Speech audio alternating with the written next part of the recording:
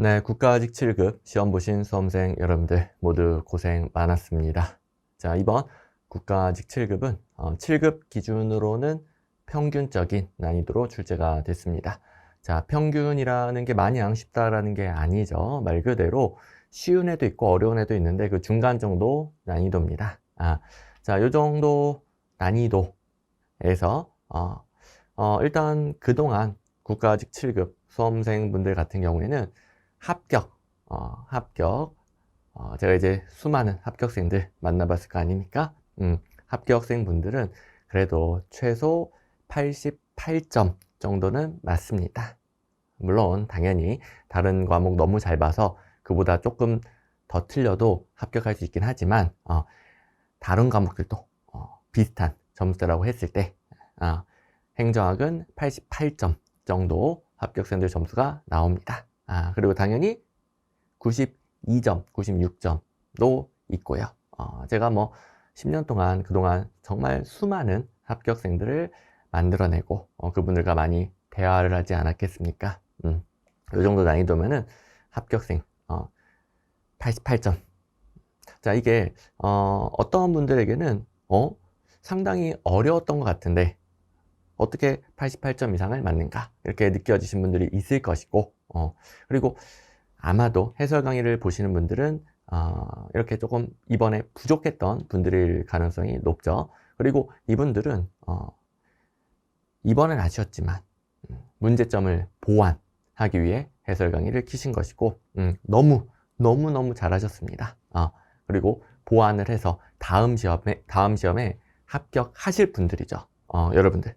바로 여러분들은 다음 시험에 합격을 할 거예요. 게다가 그동안 좀 행정학을 우리 시험 문제에 맞지 않게 공부를 해서 공부를 오래 했음에도 그리고 열심히 안 한 것도 아니고 나름 행정학도 열심히 했음에도 불구하고 지금 88점보다 점수가 많이 낮다. 그러면 잘못 공부한 거죠. 그러면 공부 방법을 우리 시험 문제를 해결할 수 있도록 실제 시험장 가서 합격 점수를 맞을 수 있도록 바꿔줘야 되는 겁니다. 그런데 이제 저를 만났으니 이제는 그게 확 바뀔 것이고 다음 시험 합격할 일만 남은 겁니다. 그리고 뭐 이 정도까지는 아니지만 살짝 부족한 부분이 있었던 부분은 마지막까지 그걸 채우셔서 같이 합격을 만들어 가는 겁니다. 자, 아무튼 해설 강의 보신 분들 이번엔 아쉬웠지만 여러분들은 미래 합격생이에요. 정말 그 열정, 의지 대단합니다. 저도 수험 생활을 거쳐서 시험에 떨어져 보면서 부족한 점을 보완해서 합격을 했고 이건 모든 합격생들이 마찬가지입니다. 그리고 7급입니다. 7급. 7급은 10년을 건너뛰는 거다 보니까 당연히 더 시험도 어렵고 경쟁자들도 더 쟁쟁하고 시행착오 더 겪을 수 있습니다. 하지만 10년을 건너뜁니다.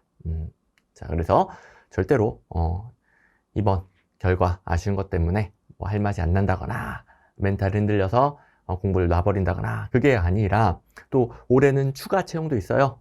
지방 7급도 있고 여러분들이 꼭 의지를 가지고 마지막까지 파이팅하면 다 얻어내실 겁니다. 자, 아무튼 데이터를 보면서 이야기를 해볼 건데 일단 7급 평균적으로 기출문제에서 그대로 출제돼서 바로 풀 수 있는 문제가 이 정도가 나오는데 제가 기출문제라고 지금부터 말하는 것은 역대 뭐 수만 개 기출문제가 아니고요. 제가 단원별 기출문제집 기출에 강한 행정학에 추려놓은 1600문제 정도의 기출문제만으로 바로 풀리는 문제가 매년 이 정도 비중인데 이번 시험 같은 경우에는 21문제니까 뭐 근처예요. 근처. 그리고 오히려 조금 더 많습니다. 근데 한 5문제 정도는 바로 정답을 고른다라기보다는 기출문제에 있는 걸 소거하면서 풀어야 되기 때문에 당연히 정답을 바로 못 고르면 시간도 더 걸리고 난이도는 좀 올라가죠. 어쨌든 그래도 기출문제 똑같은 내용들 소거하면 정답이 나오니까 여기에 들어가지만 그래도 5문제 정도가 있어서 제가 조금 비율 자체는 높으나 또 평균적인 난이도라고 하는 겁니다. 그리고 제가 생소한 문제로 분류하는 것은 뭐 나름 대처가 되는 문제들이에요. 자, 행정학은 범위가 무한정한 거 아시죠? 그 무한정한 범위를 모두 배우면 확실하게 떨어집니다. 왜냐? 행정학 안에서도 시험 합격을 위해 중요한 매번 출제되는 내용들을 반복할 수가 없고요.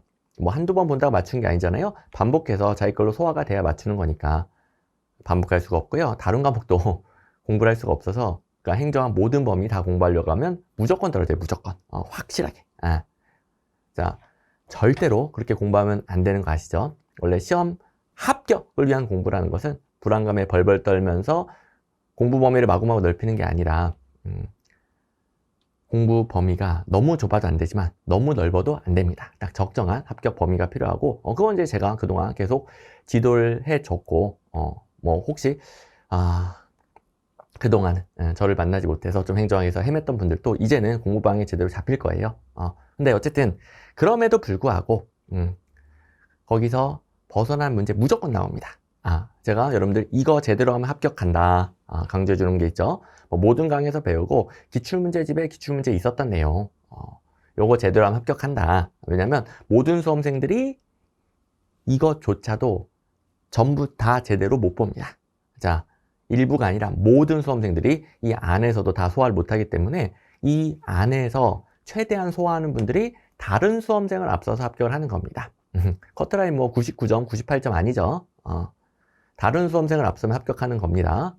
그래서 당연히 합격을 위한 출제, 우리 공부 범위가 있고 합격을 위한 공부 범위, 다른 수험생을 넉넉하게 앞서서 합격하는 범위, 그리고 이제 행정학은 무한정하니까 이상한 거 나오기도 하고, 그때 이제 나름 그동안 함께 배우고 훈련한 걸로 대처가 되는 것들을 제가 생소한 문제로 분류를 해요.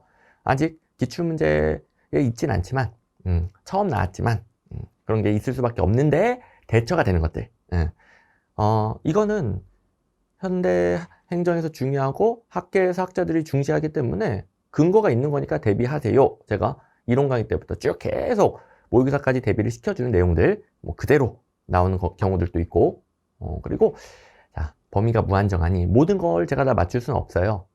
그리고 또 그래서 모든 걸 가르쳐줘서 안 되고, 대신에 적은 시간 투자로도 이런 게 나오면 어떻게 대처한다, 대처 요령들을 가르쳐주고, 그걸 습득한 분들이 이 정도 시험에서도 92, 96 이렇게 나오는 겁니다. 자, 여기서 최소 한 문제는 우리 그동안 훈련한 걸로 다 맞출 수 있고요. 그동안 훈련한 걸로 두 문제는 맞출 수 있습니다. 두 문제는. 한 문제는 그래도 제가 양보하겠는데 두 문제는 맞출 수 있어요. 이런 분들은 92점이 나오겠죠. 92점이. 물론 당연히 여기 있는 건 기출문제집에 있었던 거고 모든 강의에서 엄청나게 제가 강조해주고 반복했던 것들이니까 여기 있는 것들은 다 맞췄다는 전제하에, 자, 합격권에 있는 분들은 여기 있는 건 다 맞춥니다. 혹시 본인 점수가 84점보다도 많이 떨어진다, 이 안에서도 많이 틀린 거잖아요. 여기서도 찍어서 하나는 맞았을 텐데 여기서 더 많이 틀린 거잖아요. 자, 공부 기간이 짧아서 회독이 부족해서 그런 건 당연한 거죠. 앞으로 회독하면 돼요. 그런데 오래 공부했음에도 불구하고 행정학 열심히 했음에도 불구하고 84점보다 많이 낮으면 그냥 우리 시험에 맞지 않는 방법으로 잘못 공부를 한 거예요. 우리 시험장 가서 시험제가 풀려야 우리 시험에 맞는 공부 방법이죠. 이해든 정리든 암기든 시험 문제가 풀리도록 하는 겁니다. 우리가 해야 되는 본분, 시험장에서 시험 문제 푼다. 여기 항상 집중을 하셔야 공부하는 족족 점수가 올라가요. 근데 여기서 많이 차이가 나면 공부 방향 자체가 잘못된 거예요. 그분들은 특히 더 해설 강의 처음부터 끝까지 잘 듣고 방향을 잘 설정하셔야 되겠고, 제가 그렇게 되게끔 해설 강의에서 일일이 여기 있는 문제들은 기출문제집의 기출문제랑 다 비교를 해줍니다. 뭐 기출문제 있었던 거니까 뭐 적중 자랑 그런 거 아닙니다. 기출문제 있었다. 이거는 모든 강의에서 배웠고 대비 가능한 거다. 대비 가능한 걸 다 맞춰야죠. 그 취지입니다. 뭐 제가 말하는 적중이라는 것은 한 번도 안 나온 걸 제가 찍어서 맞춰줬을 때 그때 적중이라고 하는 거지, 기출문제 뻔히 있었던 거 가지고 그거 가지고 알려주고 적중이라고 이런 표현은 안 써요. 저는 그냥 기출문제 있었던 것은 우리 빠삭하게 이해하고 회독도 해서 맞춰야 됩니다. 아무튼 자, 여기서 많이 부족했던 분들은 1차 과제는 기출문제집 먼저 제대로 반복을 해야 됩니다. 그리고 이게 되신 분들은 우리 함께 훈련한 요령, 그리고 여태까지 훈련을 못했으면 지금부터 훈련할 요령을 바탕으로 여기 있는 거 하나, 두 개 맞춰나가면 88, 92 이렇게 완성이 됩니다. 제가 100점 방지로 분류하는 문제가 있는데 이거는 너무 많은 수험생들이 100점을 맞으면 변별력이 없으니까 일부러 틀리려고 내는 수준의 그런 성격의 문제라 보시면 되겠고, 이번 시험은 한 문제가 있었고 이거는 당연히 틀려도 됩니다. 이거는 솔직히 저도 못 맞추겠어요.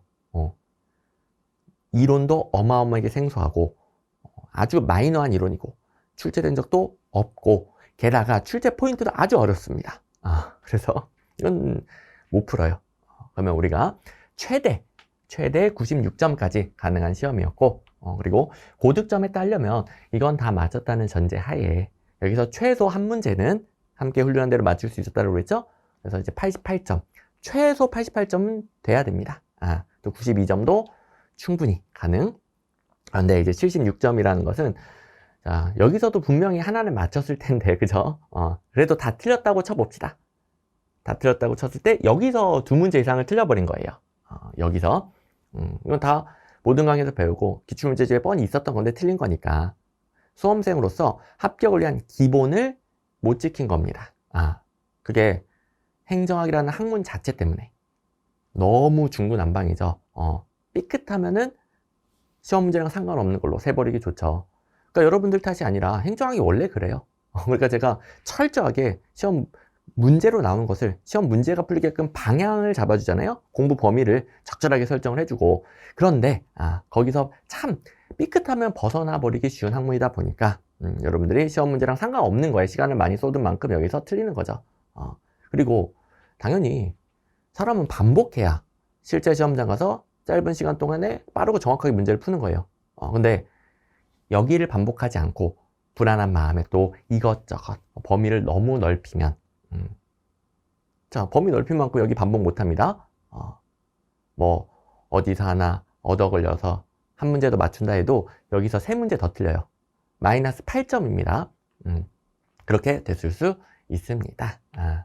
그래서 자, 이게 합격을 위한 기본이다. 방향 먼저 제대로 설정해 주시고, 기출문제집에는 기출문제에선 절대 혼동되는 게 있으면 안 됩니다. 보자마자 O, 보자마자 X, X이면 어디가 틀렸는지 이런 게 바삭하게 먼저 파악된 후에, 그리고 그걸 바탕으로 강의에서 배웠던 거, 그리고 모의고사로 훈련하는 거, 제가 이제 대비시켜 주는 것들, 저 이제 왕창 다 찍어주고 어디 하나 얻어 걸렸다 해서 적중했다 안 하죠. 당연히 근거가 있는 것들만 찍어준단 말이에요. 아주 한정적으로 여러분들이 적은 시간 투자로도 맞출 수 있게끔 그걸 이제 하시면은 다른 수험생들보다 월등한 고득점이 나오는 겁니다. 이걸 이제 느껴보는 시간, 기출 해설 강의 시간이 되는 거예요.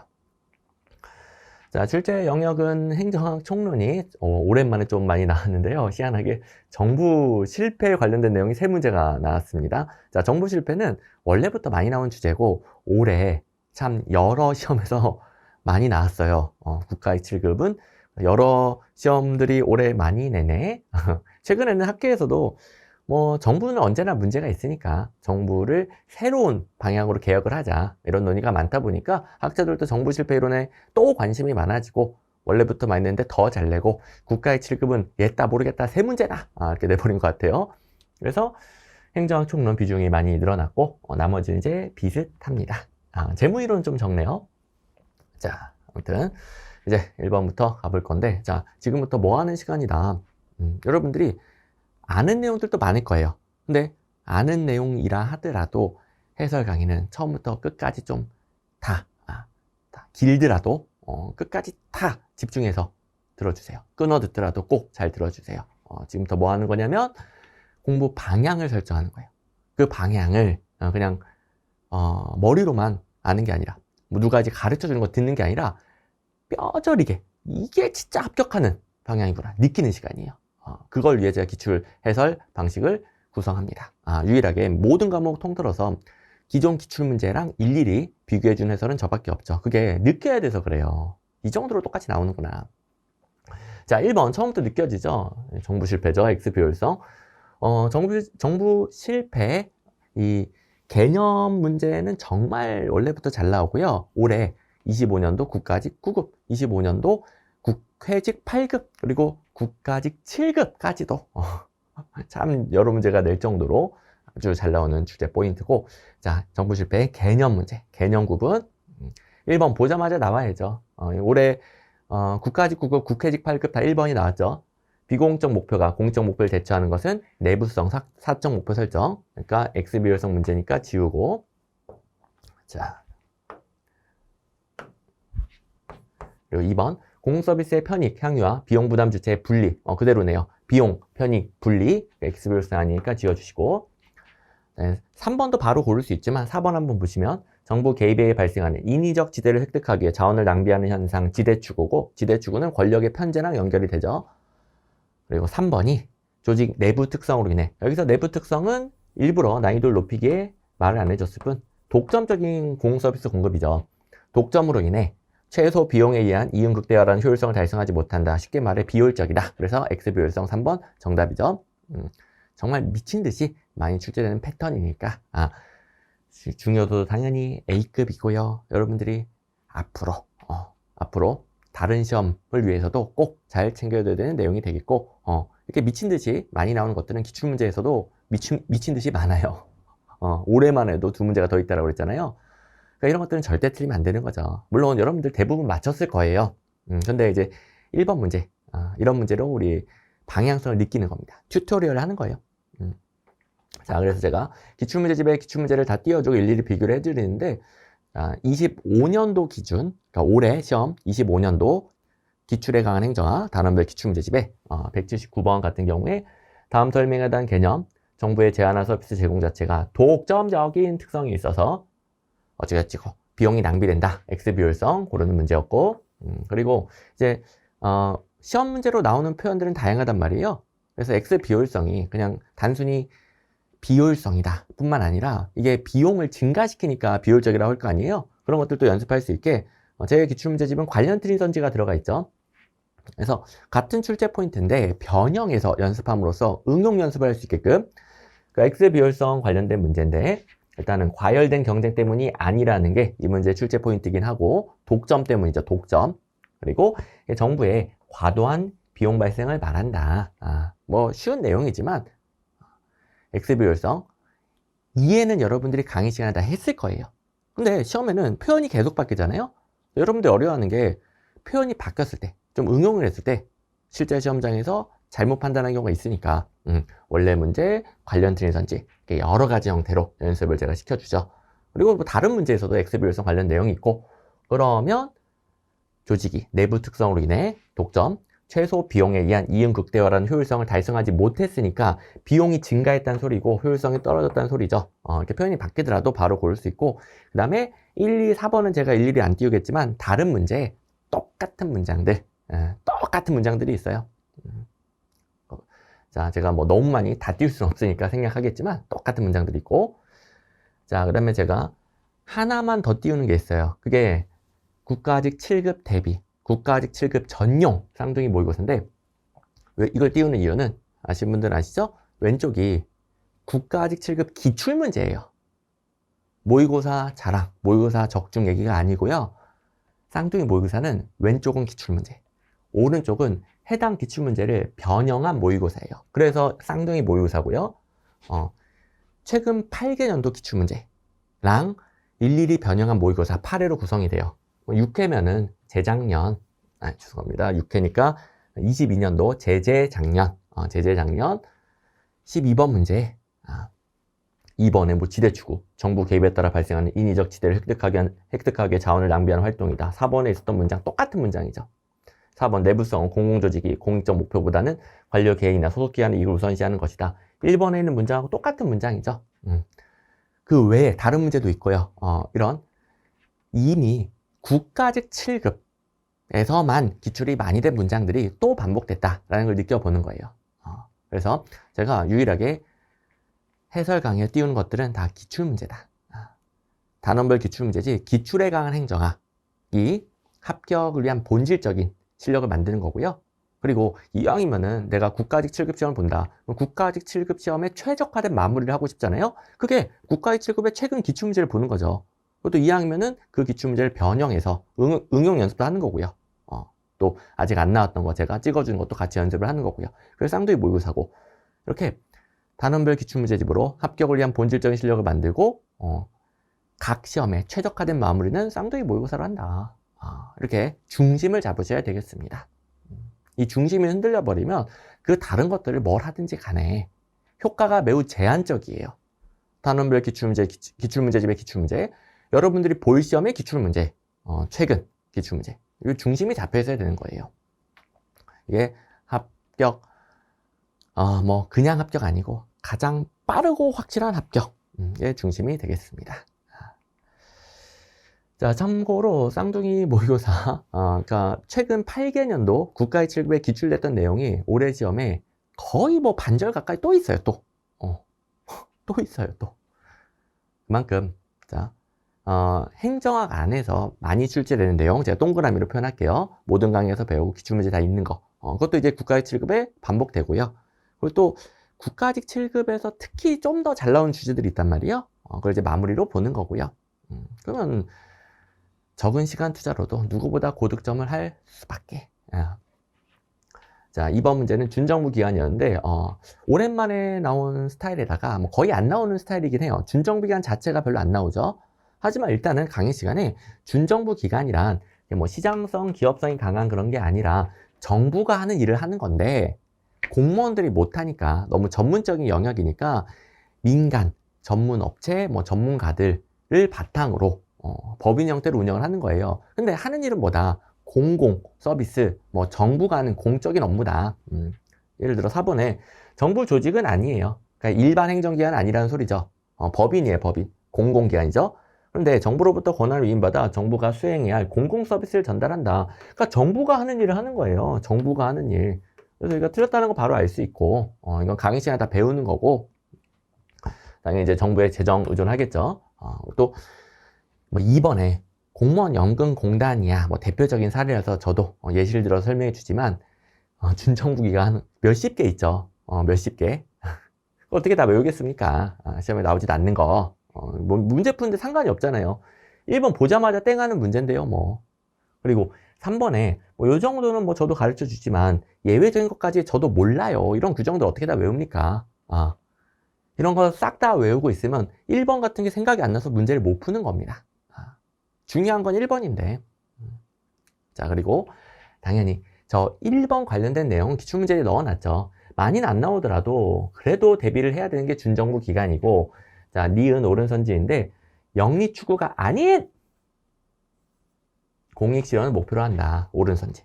영리추구 아닌 공익실현. 영리추구 아닌 공익실현. 이런 문장이 기출문제집에 있으니까 1번은 그냥 보자마자 기계적으로 푸는 겁니다. 이 정도로 기출문제집에 있는 기출문제는 자, 출처 연도 불문하고 가장 반복 가능성이 높은 기출문제를 제가 뽑아놓은 거니까 행정학, 객관식 행정학 시험에서 제일 시험 문제기를 중요한 내용들이니까 빠삭하게 반복을 하셔야 돼요. 그리고 준정부 기간은 C급이긴 해요. 방금 저 문제 뭐 C급이긴 해요. 하지만 C급이어도 OX 정도는 파악하고 있어야 된다고 그랬죠. A, B급은 당연히 빠삭하게 알아야죠. A급은 절대로 혼동되는 게 있으면 안 되고, 근데 C급은 그래도 OX, 결론은 확실히 알고 있어야 된다. 준정부 기간에서 영리추구가 아닌 공익실현 목표가 옳은 것이다 정도는 알고 있어야 되는 거죠. 자, 그럼 이제 아주 간단하게 풀리는 문제였습니다.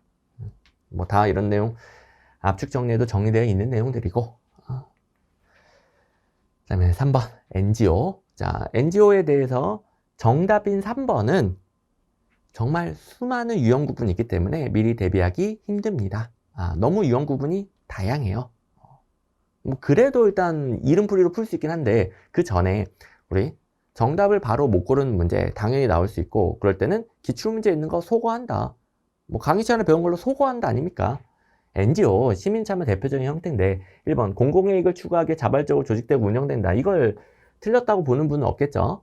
2번 정부가 각종 사회 문제를 해결하지 못하고 시민의 욕구를 충족시키지 못한 한계를, 그러니까 정부의 한계를 보완하기에 시민사회가 등장한 거 아니겠습니까? 뭐 시민사회 처음 배울 때부터 계속 배운 내용이고, 4번에 시민이 참여하죠? 그러니까 자치적인 거죠? 이걸 못 틀렸다고 할 수가 없겠고, 그래서 3번 유형 가지고 바꿔냈나 보다 하고 땡 푸는 거죠. 그래서 여러분들도 다 이렇게 풀었을 거예요. 이 문제에 뭐 대단한 문제풀이 스킬이 필요한 거 아니고 그냥 우리 맨날 하는 거. 아는 거 소거한다. 모르면 넘기고 또 소거한다. 남은 거 정답을 고른다. 그러니까 바로 자, 이 문제처럼 1번 뭐 보자마자 땡. 이게 안 되면 이게 안 되면 그냥 소거해서 풀면 되는 거 아닙니까? 이거는 모든 과목 마찬가지죠. 그렇게 풀면 되는 문제였고, 그리고 이제 3번도 여러분들이 행정을 배우다 보면 서비스란 단어, 주창이라는 단어의 의미를 알잖아요.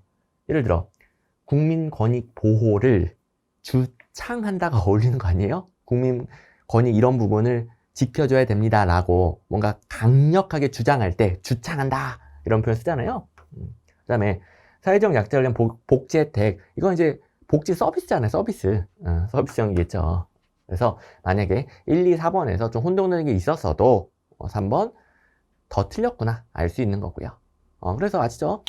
자, 바로 정답이 안 나오면 아는 걸 소거한다. 모르는 건 넘긴다. 혹시 다 소거가 안 되고 두 개가 남으면 비교해서 가장 정답을 고른다. 뭐 너무나 여러분들 잘 알고 있는 대처 방법이에요. 이거는 모든 과목에서 제1의 요령이고요. 이것만 체계적으로 잘해도 모든 과목에서 한 문제 이상 더 맞습니다. 평균이 4점 이상 더 올라가요. 자, 모든 과목에서. 자, 근데 이게 여러분 다 아는 건데 체계화돼 있어야 돼요. 그러니까 실제 시험장에서 바로 나오는 거죠. 바로. 아는 걸 소거한다, 모르면 넘긴다, 남은 거 비교하여 가장 정답을 찾는다. 이렇게 체계적으로 대처를 해주시고, 평소 때도 이렇게 모의고사 풀 때 연습을 해주시고, 그리고 뭐 이 내용이야 강의 시간에도 다 이해하지만 뭐 시민사회 역량이 커지면서 정부 중심 통치에서 거버넌스로 전환되면서 시민사회 참여가 증가하고, 이번 정부 주도적인 부분의 부작용 완화로서 시민사회 역할 강조되고 있고, 또 시민사회의 참여의 대표적인 형태가 NGO 아닙니까? NGO, 비정부 조직이라고 하죠. 비정부 조직, 비영리 조직이라고도 하고, 그래서 자발성, 자율성, 이익의 비배분성, 공익을 추구하고 자기 사익을 나눠 갖지 않는 거죠. 이런 것들이 기본적인 내용들. 그 다음에 4번 순환보직. 순환보직 자체가 많이 나온 주제는 아니지만 순환보직이 뭔지 여러분들 다 배웠죠? 공무원들의 보직을 순환시킵니다. 그러면 이게 외부 임용일 리가 없잖아요. 난이도 하 아니고요. 난이도 최하하하 문제. 이건 이제 행정 강의 들으면서 못 풀 수 없게 되는 문제죠. 자, 그리고 이제 배치 전환이라고도 하는데, 배치 전환이 2번 직무의 부적응을 해소하고 조직의 구성원에게 재적응의 기회를 부여할 수 있다 등등등 여러 가지 목적이 있는데, 구성원들, 공무원들 이동시키는 거란 말이에요. 그런 힌트들도 당연히 있고, 또 뭐 이런 거 없이도 당연히 풀어야 되는 문제고요. 근데 이제 배치 전환, 이 수평적 이동, 순환보직 같은 거, 이 문제는 여러 직무를 순환하게 되니까 특정 직무에 대한 전문성은 떨어지죠. 그래서 이 문제 같은 경우에는 행정의 전문성, 그로 인한 능률성을 증진, 땡이었던 문제예요. 또 제 기출문제집 해설은 땡인 부분이 이렇게 취소선이 그어져 있고 어떻게 고쳐야 되는지, 수평적 이동, 배치 전환의 역기능은 전문성을 저하시킨다. 이게 암경 해설 따로 들어가 있죠. 더 자세한 해설은 이해용 해설로 따로 있고요. 그래서 이제 암경 해설이 뭐가 틀렸는지 떠먹여주는 해설이고, 전문성 증진 땡이란 말이에요.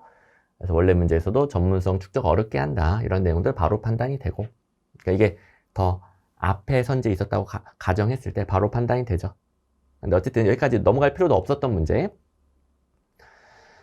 나머지는 참고, 다양한 업무를 순환하는 겁니다. 다양한 업무에 대한 이해. 그리고 한 사람이 한 가지 업무만 계속 하게 되면 고인물이 되는 거죠. 더 오래 고였으면 썩은 물이 되는 거고, 그런 걸 방지할 수 있는 거예요. 그래서 이 보직을 다른 사람이 와서 하게 되면 그 전임자는 생각 못했던 새로운 아이디어가 유입될 수 있겠고요. 이건 이제 참고. 끝. 그 다음에 정책 델파이. 뭐 모든 시험에서 잘 나오고 국가학 7급도 8개년도 안에 몇 문제가 있는지 모르겠어. 델파이, 정책 델파이 비교한 내용들 어마어마하게 출제가 되죠. 자, 일단 2번을 먼저 보시면, 참여자들의 익명성을 철저히 보장하여 의견의 자유로운 표현을 유도한다. 이건 델파이죠, 델파이. 익명성을 처음부터 끝까지 철저히 보장하는 거 델파이고, 정책 델파이는 처음에는 익명성이 보장되는데 마지막에는 대면 토론. 그리고 4번 보시면 델파이는 참여자들의 공통적인 의견, 중위값으로 통계 처리를 해요. 의견 일치를 유도하는 거죠. 근데 정책 델파이는 참여자들 간 갈등을 최대한 유도하는 거예요. 갈등 억제가 아니라 갈등을 유도하는 거죠. 의견 대립을 유도하는 거죠. 차이 나는 의견을 강조하는 거죠. 뭐 엄청나게 중요한 내용이죠.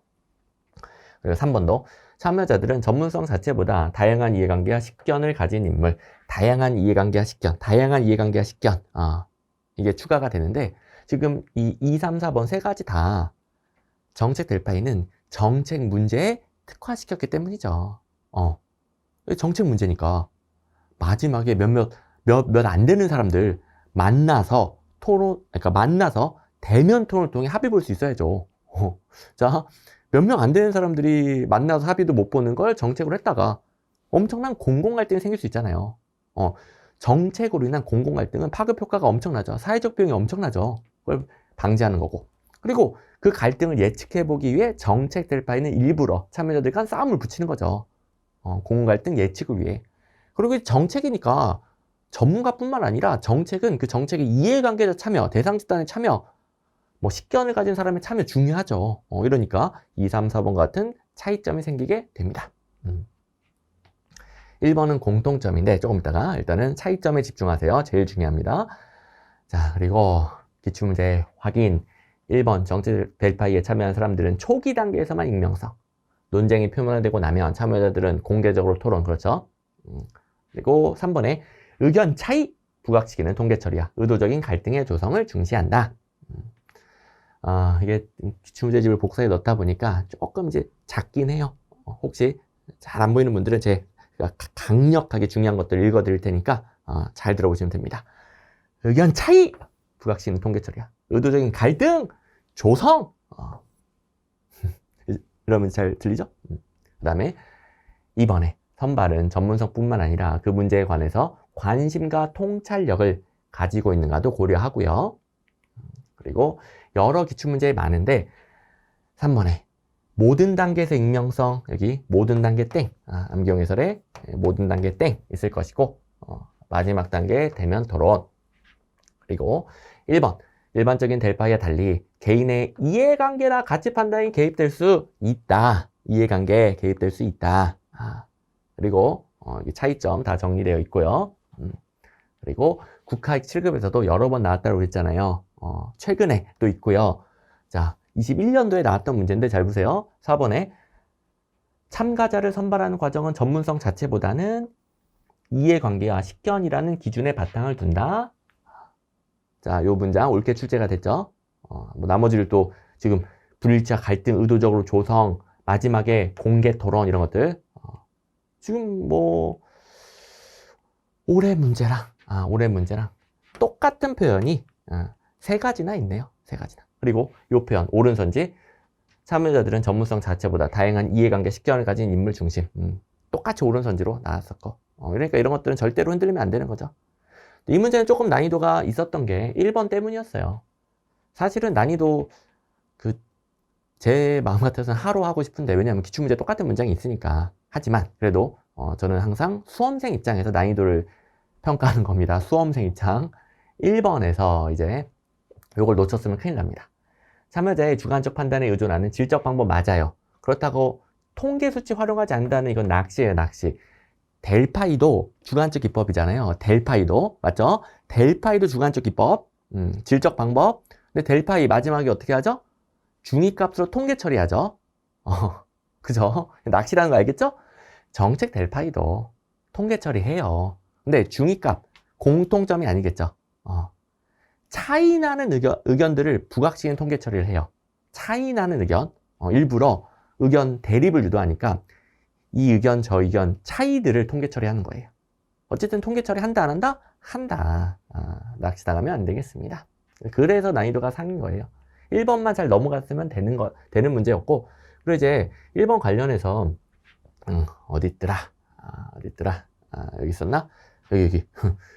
국가의 7급에서도 수치를 사용한다. 그죠? 통계 처리, 수치 사용한다. 근데 그 내용이 불일치와 갈등을 강조하는 수치를 사용하는 거죠.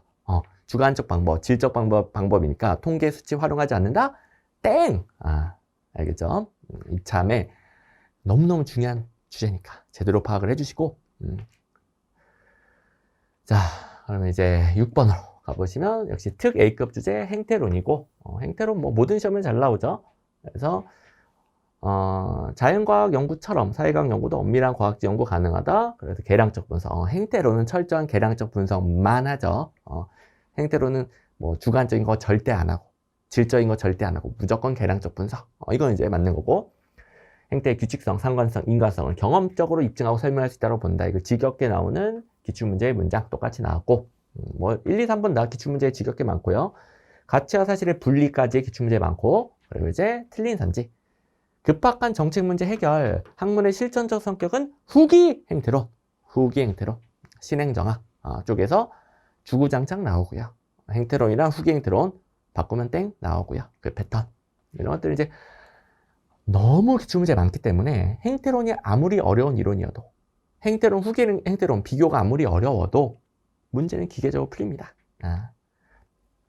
자, 뭐 행태주에서는 사회현상도 자연과학과 마찬가지로 엄밀한 과학적 연구가 가능하다. 1번 문장이랑 똑같네? 똑같네. 자, 그리고 이 문제의 정답이 가치평가적인 연구 땡인데, 가치평가적인 정책 연구가 사회문제 해결을 위한 연구죠.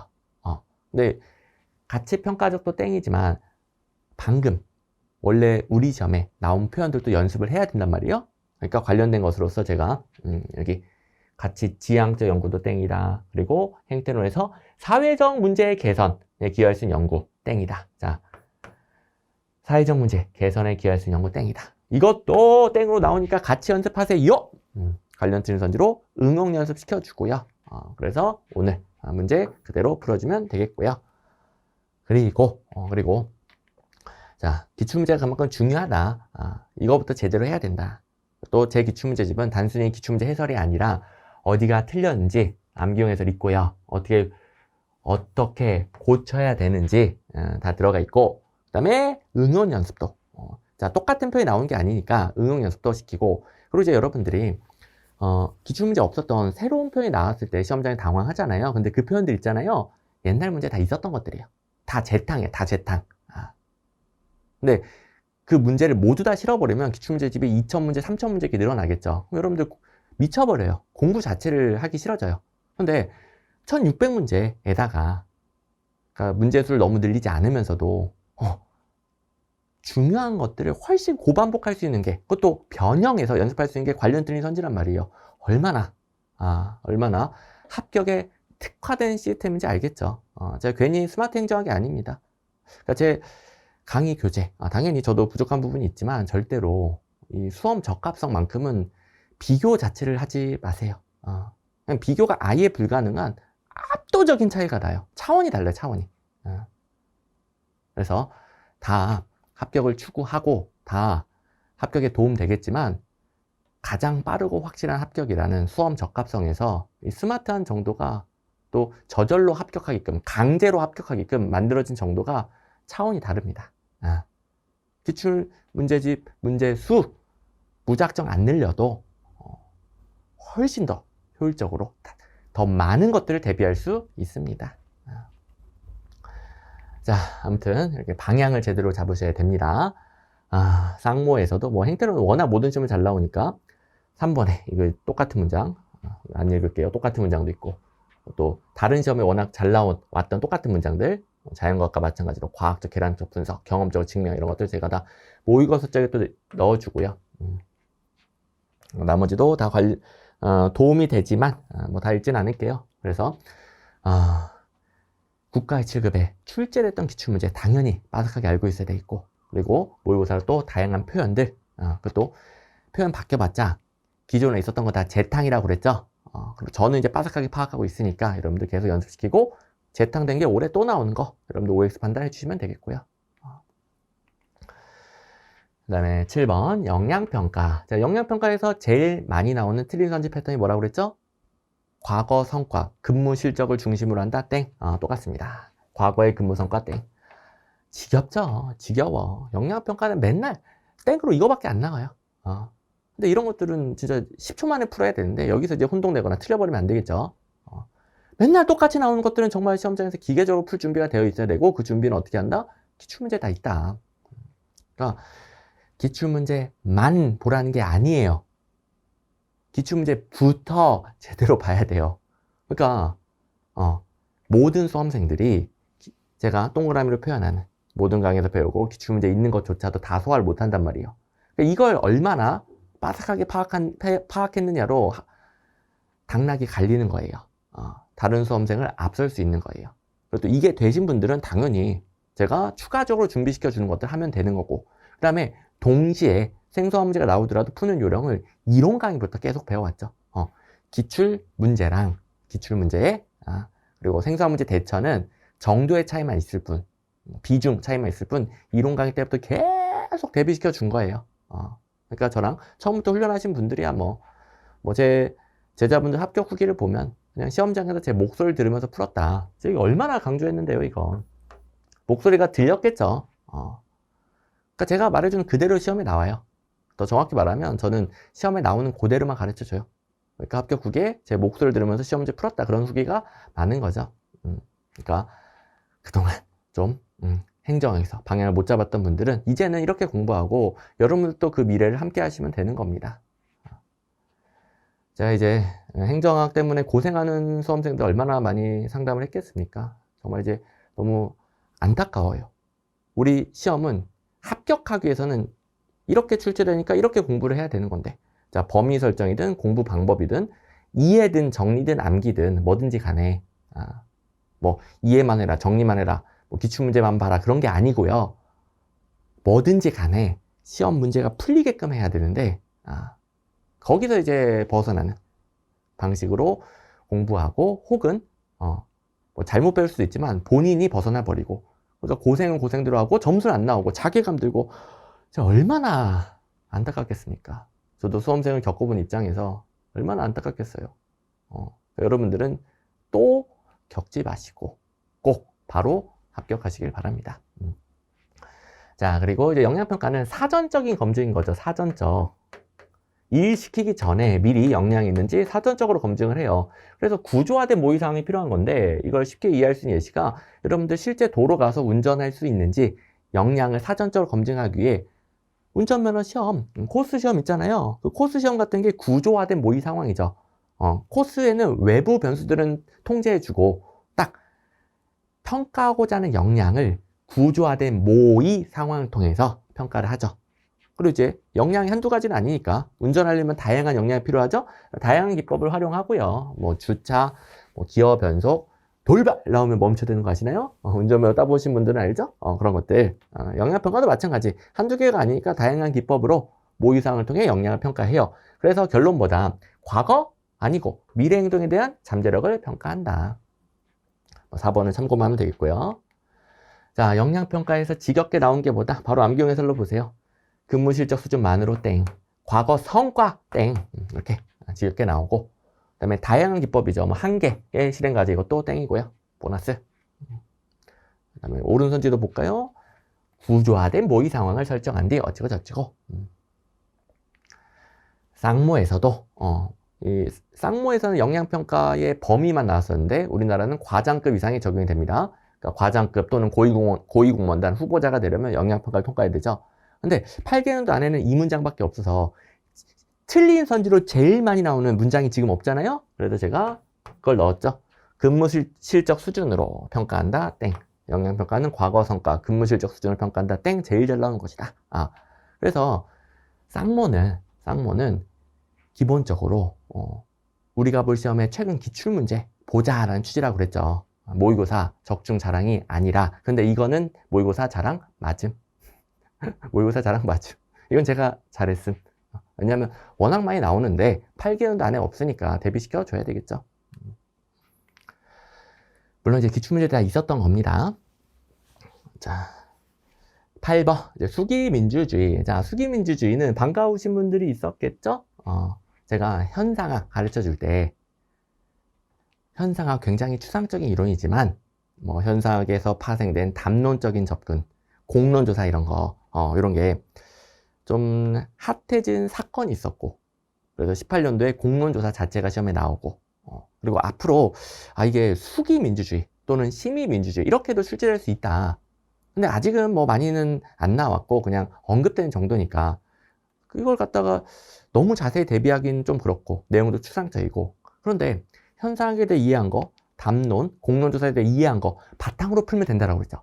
혹시 나오면 우리 같이 이해했죠? 그걸로 푸세요. 시민들이 직접 참여해서 서로 이해하는 과정을 거치면서 합의를 형성하는 게 뭐다? 담론, 수기민주주의, 공론조사. 1번, 대의민주주의 아니네. 오히려 다수결로 국민의 대표를 뽑고 대표에 의한 통치가 이루어지는 대의민주주의에서 부족한 부분을 시민이 직접 참여함으로써 보완하는 거죠. 너무 반가웠죠? 그리고 진짜 이게 제가 이제 알려주는 것들은 찍는 게 아니에요. 학계의 동향을 다 보면서 제가 얼마나 많은 학계 교수님들의 논문, 교과서를 다 확인을 하는데요. 딱 나올 만한 게 나온 거고, 그러니까 제가 대비시켜 준 거고 요령 다 가르쳐 준 거죠. 근데 어마어마한 시간 투자할 정도는 아니니까 시간 투자를 적게 하고 또 풀 수 있게 요령을 배운 거죠. 나머지는 보너스. 이렇게 시민들이 참여하니까 정책 결정의 절차적 정당성과 수용성을 높일 수 있고, 아니나 다를까 공론조사 나오고 나머지도 참고, 그다음에 시민들에게 충분한 정보를 주고요, 균형 잡힌 토론을 해요. 그러면서 사회적 갈등을 예측하고 혹은 갈등을 해결하고 이런 역할을 하게 됩니다. 또 사회적 갈등 해결을 위한 조사가 공론조사예요. 문재인 정권 때 대통령 공약이 신고리 원전 중단이었어요. 중단 공약이. 근데 공론조사를 거쳤더니 신고리 원전 재개. 자, 다양한 시민들의 공론조사 결과 신고리 원전을 재개하자라는 의견이 더 많았어요. 그래서 대통령이 공약을 철회하고 신고리 원전을 재개했어요. 이게 공론조사가 우리나라에 제대로 도입된 좀 나름 역사적인 사건이 됩니다. 대통령이 공약을 바꾼 거니까. 그러면서 딱 고해 공론조사 지방지 7급에서 시험제 나왔고, 그 다음에 그게 공공 갈등을 해결하는 원리로서 학자들이 연구를 많이 하고 있어요. 그러니까 이렇게 또 수기 민주주의로 나오는 거죠. 또 제가 그대로 예측해준 그대로 나오는 거고요. 자, 다시 저는 행정학번을 무한정하니까 왕따시만하게 다 찍어주고 다 대비하세요. 뭐 하나 얻어 걸리면 적중해서요. 그딴 짓 절대 안 합니다. 왜냐, 여러분들 합격을 방해하는 거니까.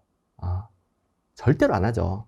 대신에 근거가 있는 것들만 찍어주고 그런 것들 이제 바로 그대로 나오고. 그리고 이거는 이제 기출문제가 달려있죠. 꼭 제 강의 안 들었어도 이렇게 대비 안 했어도 기출문제 다 있어요.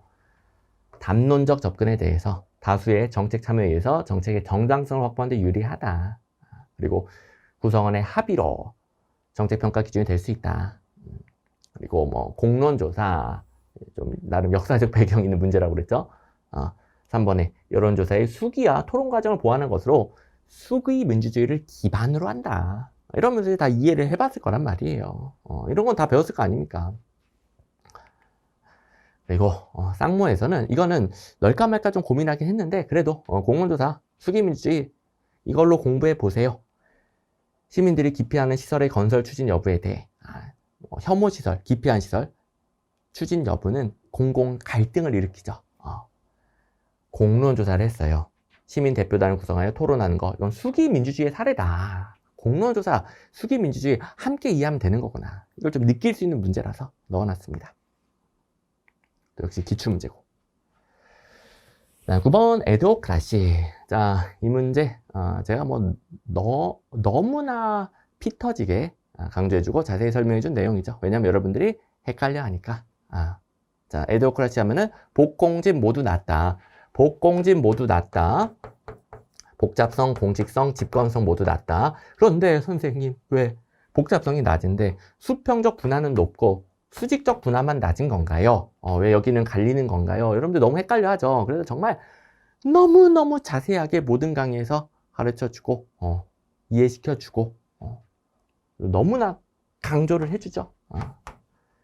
뭐 수직적 분화가 낮은 거야. 에도크라시는 수평적 구조니까 계층이 없어서 그렇다 잘 이해되고, 그리고 복잡성 낮다, 수직적 분화 낮다, 이거는 일치하니까 헷갈리지도 않고, 수평적 분화 높다가 문제 아닙니까? 이거는 분업 당연히 아니죠. 그러니까 수평적 분화랑 분업은 매우 유사한 의미예요. 수평적 분화의 한 종류가 분업이긴 해요. 그런데 똑같은 건 아니고, 에도크라시에서 말하는 수평적 분화가 높다라는 건 환경이 계속 변하니까 환경면에 대처하기 위해서는 다양한 조직들, 다양한 전문가들 필요하죠. 그 말이에요, 그 말. 그 말. 당연히 관료제에 비하면 수평적 분화 잽도 안 되지.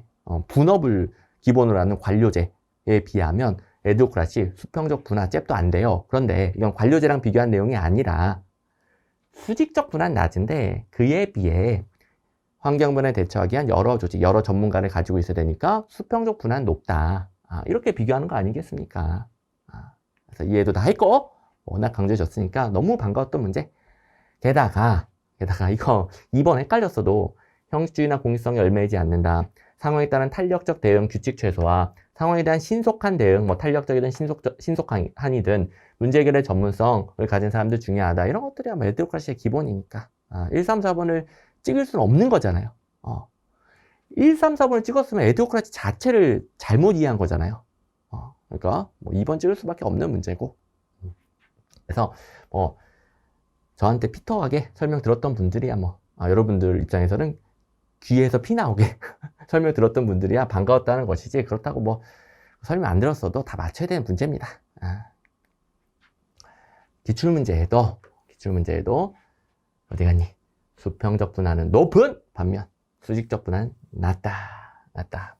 그리고 이런 헷갈려 하니까 에도크라시는 복잡성 낮다고 보는데 선지 3번처럼 수평적 분화, 수직적 분화를 구분하는 경우에는 일반적으로 수평적 분화는 높고 수직적 분화는 낮다고 봅니다. 한 번 더 기출문제집에 팁 적혀 있는 것들은 좀 해설로는 전달하기 어려운 강의로 전달해야 되는 내용들을 이제 최대한 강의 형식으로 팁을 주는 내용들. 당연히 여러분들 헷갈려하는 것들은 다 팁이 달려 있겠죠. 뭐 얼마나 제가 반복시켰으면 저기에도 들어가 있겠습니까? 그리고 이게 그 같은 문제예요. 이게 국가직 7급인데 19년도니까 최근 8개년도에 들어가거든요. 잘 안 보이겠지만 국가직 7급 19년도 그러니까 쌍모로는 3회치에 들어가 있었던 문제 똑같은 거. 10번. 자, 정책 결정 모형 아주 쉬운 문제였죠. 일단은 나 먼저 보시면 근본적 결정, 세부적 결정은 혼합 모형의 시그니처, 다 제한된 합리성은 만족 모형. 물론 뭐 합리 모형 외에 모든 모형은 만족 모형을 가정하지만 출제 포인트가 완전한 합리성보다는 제한된 합리성을 강조한다. 이러면 만족 모형. 그리고 2번이 정답이긴 한데 여기서 나다가 안 들어갔으니까 일단 정답이었고, 모든 비용과 편익을 계산한 게 합리 모형. 추구하는 가치와 목적들은 중요도에 따라 분류되고 서열화된다. 우선순위가 분명한 거죠. 목표 분명, 우선순위 분명, 목표 달성도를 극대화하는 수단을 비용과 편익을 다 계산해서 고른다. 그러니까 목표 달성도 극대화가 주로 비용 대비 편익의 극대화죠. 합리 모형. 쉬운 문제. 이런 건 확인만 하고 넘어갑니다. 이 박스에도 그런 내용이 있고 4번에 합리 모형. 같은 비용으로 최대의 목표 산출을 얻을 수 있는 대안을 선택하는 행위. 합리 모형 문제. 그리고 혼합 모형에서 근본적 결정, 세부적 결정 옳은 것이다. 쌍모인데 제 모의고사에는 4번에 정책 결정 과정을 결정자의 기대 가치나 기대용을 최적화하게 목표 달성도 극대화죠 하는 과정을 본다는 합리 모형이라서 땡. 그래서 혼합 모형에서 근본적 세부적 결정 맞고 합리 모형 나오면 틀리고, 이런 것들 뭐 쌍모뿐만 아니라 기출 문제 너무너무 많죠. 그 다음에 11번. 정부 실패 단원에서 3문제가 나왔다고 그랬는데 1번 문제야 뭐 워낙 많이 나오는 거. 나머지 2개는 많이는 안 나오지만 대비해야 되는 거. B급, 나머지 2개는 B급. 근데 어쨌든 다 같이 대비를 했던 거니까 11번 노동집약적 성격. 정부가 하는 일은 기술, 기계, 뭐 전문적인 기술로 대체하기 어렵더라. 노동집약적, 사람이 필요하더라. 그러니까 정부에 누가 필요한 거예요? 누가? 저요 해야죠. 저요. 저요. 여러분들이 필요한 거 아니에요. 노동집약적 성격, 사람이 필요하다. 그래서 민간 기업은 사람을 효율적인 기계로 대체를 해요. 대형마트 가보시면 요새는 사람이 하는 계산대가 거의 없어지고 다 자율 계산대, 기계로 바뀌었어요. 그러면 대형마트 인건비가 어마어마하게 줄어드는 거죠. 근데 공공부문, 정부는 사람이 계속 필요해요. 노동집약적 성격이 있으니까 인건비가 계속 들어갑니다. 그래서 민간기업에 비해 정부는 비용이 상승, 정부 지출이 증가하는 것으로 보이죠. 그걸 갖다가 보몰이 주장했다. 보몰병. 자, 노동 집약적 성격으로 인한 정부 지출 증가, 보몰 효과, 보몰병. 나머지도 제가 설명해 준 내용. 그리고 기출문제집의 기출문제, 보몰 효과. 정부가 생산한 서비스의 생산 비용이 상대적으로 빨리 하락, 땡. 정부 지출이 감소, 땡이었던 문제. 정부 지출이 증가한다. 그래서 암기용에서 당연히 있겠죠? 정부의 생산 비용이 상대적으로 빨리 상승하여 정부 지출이 증가한다는 걸 설명하는 게 보몰 효과. 자, 그리고 이제 12번. 자, 위원회 조직에 대한 설명으로 옳지 않은 것은. 쉬운 문제는 좀 빨리 갈게요. 앞에서 좀 여러분들의 방향 잡느라 시간을 많이 썼으니까 여러분들 다 아는 것들은 제가 자세히 할 필요 없죠. 빨리 갑니다, 이제. 위원회 여러 명이 합의 봅니다. 그래서 신중한 결정. 그런데 책임성은 떨어져. 여러 명이 결정하니까 누가 책임지느냐 이런 문제가 생겨요. 여러 명이 합의 보니까 시간이 지연되고 비용이 소요돼요. 최하하하 문제. 여기서 기출문제집에 요 2번 선지 암기 해설로 바로 가보시면 정책 결정에 대한 책임성 증진 땡. 이거 완전 똑같네. 똑같은 문제 있었고. 그리고 이제 쌍모, 죄송합니다. 여기가 아니었구나. 쌍모에는 없었고. 그 다음에 이제, 여기 압축 정리에도 여기 책임성 저하 다 정리되어 있고. 그 다음에 1번은 질문하실까봐 좀 설명드리면, 위원회 같은 경우에는 집권정당 교체도 계속 유지가 돼요. 좀 행정부로부터 독립성이 강하죠. 집권정당 교체에도 위원회는 유지돼서 계속성이 높다라고 보는데, 거기에 대한 비판이 있어요. 아닌데, 위원들이 너무 많이 교체돼서 계속성이 떨어져. 거기에 대한 재반론이 있어요. 위원회 임명 시기를 달리함으로써 정책의 계속성을 확보할 수 있대요. 그러면 위원 임명 시기가 다 다르니까 조금씩 교체될 거 아니에요. 그런데 위원회의 장점에 대한 비판에 대한 반론이 되겠습니다. 중요하진 않고요. 모르면 넘기고 3번 땡. 그다음에 13번 공공선택 이론 1번, 2번, 3번 공공선택론에서 지겹게 나오는 경제학 기반이다. 경제학의 원리, 시장의 원리로 정치행정 현상을 설명한다. 그리고 정부 관료제가 유일 최선의 방안 아니고 오히려 시민의 요구에 민감하게 대응하지 못한다. 비효율적이다 비판하면서 시장의 원리 도입. 그리고 경제학적인 가정, 합리적 인간관, 방법론적 개체주의, 연역적 접근 적용한다. 시험에 미친 듯이 나오고 올해 다른 시험에서는 방법론적 전체주의 땡 나왔죠. 그리고 4번은 관료 예상 극대화니까 다 같이 관료 예상 극대화 니스카넨, 오스트롬이 아니라 니스카넨. 오스트롬은 민주행정 패러다임. 자, 니스카넨의 예상극대화 정답 관련된 것만 봅시다. 이게 관료가 예상극대화는 선택을 설명하고 있고요. 이 관료는 예상극대화를 선택한다. 다 정리되어 있고요. 그리고 쌍모에서도 니스카넨의 예상극대화, 니스카넨의 예상극대화. 이러니까 제가 여러분들 다 같이 외쳐보자 한 거죠. 너무 많이 나온 거니까. 물론 니스카넨의 예상극대 이론 자체가 많이 나온 건 아니에요. 근데 시험 문제에 니스카넨의 예상극대화는 많이 등장해요. 그러니까 출제 포인트는 많이 안 나와도 맨날 나오네요. 또 틀린 부분, 여기 다른 부분 틀렸는데 적어도 니스카넨의 예상극대화는 관료의 예상극대화를 설명하는 이론이다. 이거 먼저 챙기고 넘어가고요. 지금 다 보기에는 시간이 너무 오래 걸리니까. 그 다음에 14번 전략적 인적자원 관리. 일단 인적자원 관리는 4번 같은 거 맞습니다. 인적자원 관리 직무만족, 동기부여, 조직 시민행동 등 개인의 심리적인 측면도 강조하는 거예요. 그러니까 인적자원 관리 이전에는 너무 관료제적인 시스템, 상명하복 시스템, 구성원들을 기계 부품처럼 보고 관료제 그대로 해라 이런 방식이다 보니까 구성원의 인간적인 부분에 대한 고려가 미흡했다. 아니 구성원, 공무원들이 행복해야 일도 열심히 할 거 아닙니까? 그래서 인적자원 관리가 구성원의 심리적 요인 강조하는데 전략적 인적자원 관리는 업그레이드 된 거죠.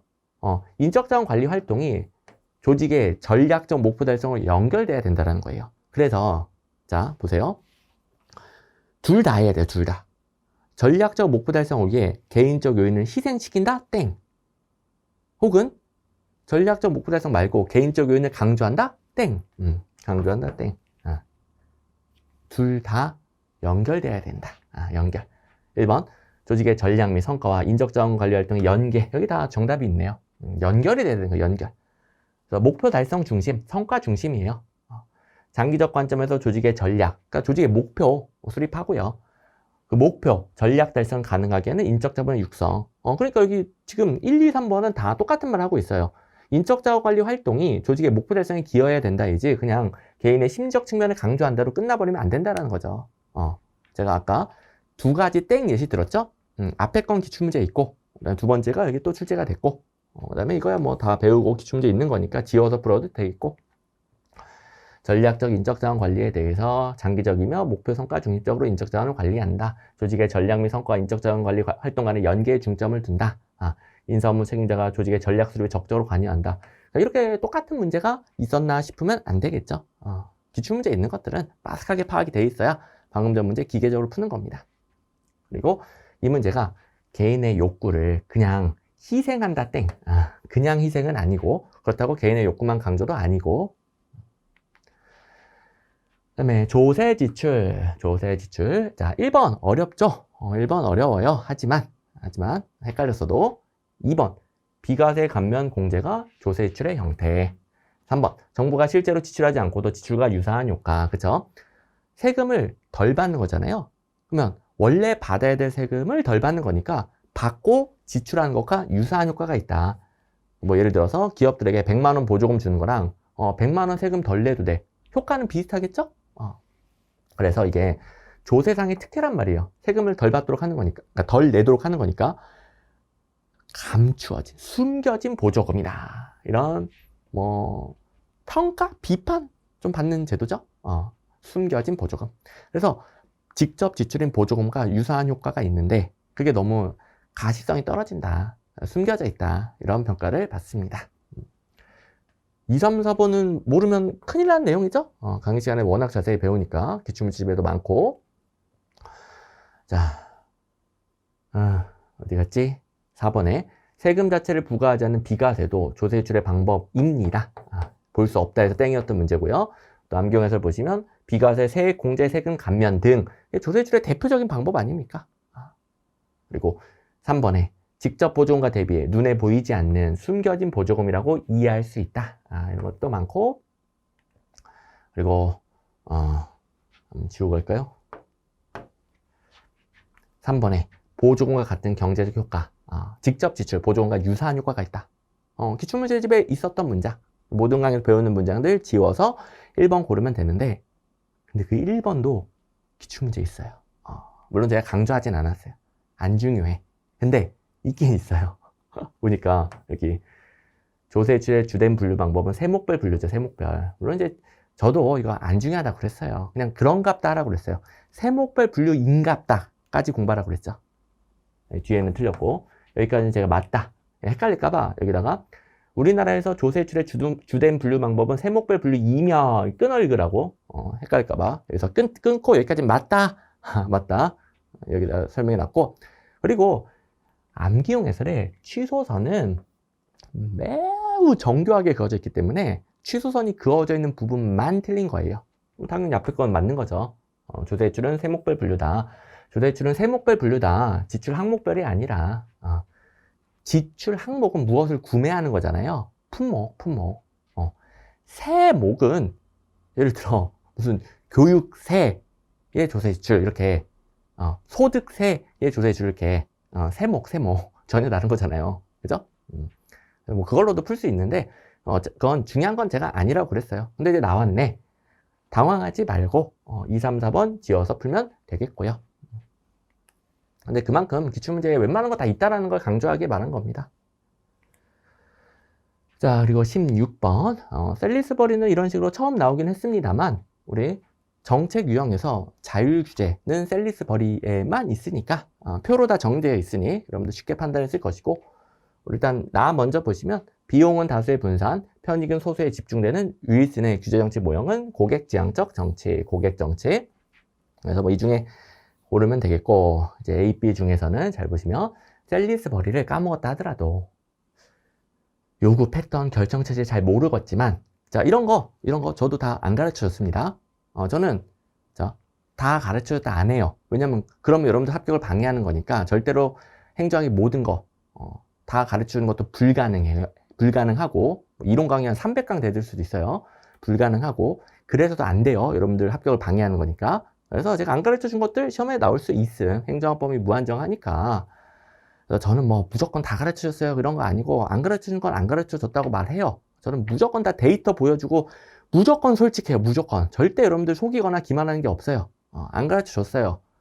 하지만, 일단, 표로 자율규제 셀리스버리가 모든 교재에 정리되어 있고, 그리고, 재분배 정책도 셀리스버리 있던데요? 있던데요? 그러면은, 여기, 내용은 모르더라도, 결정체제가 분산적일 수 없는 게 재분배 정책이다. 이런 거 이제 배운단 말이에요. 자, 재분배 정책은 무조건 국가 전체적으로 할 수밖에 없는 거죠. 왜? 특정 지역에서 분산적으로 하면 그 지역 부자들이 다른 동네로 이사가 버린단 말이에요. 어쩔 수 없이 국가 전체적으로 해야 돼요. 이런 건 원래도 배우고 로이도 강조했고 기출문제집에도 있고 재분배 정책은 될래야 될 수가 없단 말이에요. 그래서 이렇게 고르게 되는 거죠. 그래서 이거는 기출문제로 분류를 해야 됩니다. 여러분들도 이렇게 잘 맞췄을 것이고 정답률도 높고요. 자, 로이 분류한 정책 유형에서 땡 중에 하나가 여기 자율규제가 들어가면 셀리스버리 뭐 이용해서도 나와 있고 근데 어쨌든 재분배가 있다 하더라도 셀리스버리 하면 특이한 게 자율규제 그리고 결정체제가 분산적일 수 없는 게 재분배 정책. 이것까지 하면 끝. 그리고 뭐 윌슨의 규제정치 모형이야. 워낙 많죠. 워낙. 자, 비용은 다수에게 부담. 편익은 하필이면 여기 잘렸네. 편익은 소수에게 집중. 편익만 집중되는 거 고객정치. 모르는 문제. 관련 친선지도 있고 똑같은 거. 그리고 쌍모에서는 지금 이제 8회차니까 작년에 나왔던 거잖아요. 고객 정체가 작년 국가익 7급에 1번 문제 나왔었는데 2년 연속 또 나온 거예요. 또. 그러니까 21년도에 7급 시험 개편이 되죠. 21년도 이후 문제들을 참고해서 뭐 출제원이 바뀐다 하더라도 참고해서 내는 것 같아요. 그러니까 뭐 작년에 냈던 걸 또 내고 막 이런 거예요. 그리고 당연히 그 전 문제도 참고하는데 그래서 똑같은 거 계속 나오고 근데 이건 좀 너무하지 않나? 자, 윌슨의 규제정치 모형이 2년 연속 나올 수는 있겠죠. 그 정도로 잘 나오는 이론이니까. 그런데 고객정치가 2년 연속 고객정치만. 자, 수입규제 대표적인 고객정치 예시죠. 수입규제 어떻습니까? 수입 면허를 받으면 수입해서 팔아서 돈을 많이 벌 수 있어요. 수입 면허, 인허가권자에게 편익이 집중되는 거죠. 근데 그로 인한 비용은 누구에게 부담된지 모르겠잖아요. 그럼 분산되는 거죠. 그렇잖아요. 누군지 모르겠죠. 그럼 분산되는 거예요. 가끔 이제 윌슨의 규제정치 모형 공부할 때 선생님 이거 분산되는 거 어디에 분산되는지 잘 모르겠어요. 질문하신 분들이 있는데 그게 정상. 그러니까 누구에게 부담되는지 모르는 게 분산되는 경우예요. 그게 몰라야 정상이에요. 얘네 아닌가? 바로 보이면 오히려 잘못 판단했을 수 있어요. 잘 모르겠다. 전체 국민, 인근 주민들 다 이 집단 외에 다른 모든 집단 이래야 분산되는 거죠. 자, 아무튼 고객정치 2년 연속. 그 다음에 17번. 자, 요거는 1번은 바로 못 고르죠. 이런 거 다 어떻게 외웁니까?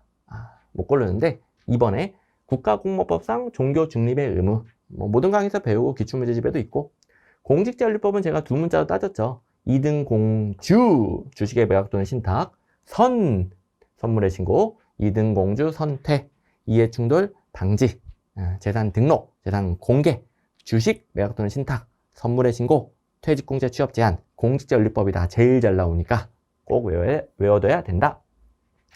4번에 국가공무원법에 직장 이탈 금지가 있죠. 그래서 수사기관이 공무원을 구속하려면 직장 이탈 금지 의무 때문에 소속기관의 장에게 미리 통보를 해야 돼요. 그런데 현행범은 그냥 잡아가면 된다라고 했죠. 이런 부분 다 기출문제에 있어요. 셋 다. 1번은 경찰 승진 쪽 문제가 공무원 시험지를 따다내거든요. 그쪽에 똑같은 문장이 있습니다. 그래서 제가 좀 이따가 보여드릴 건데 다 넣어줬죠.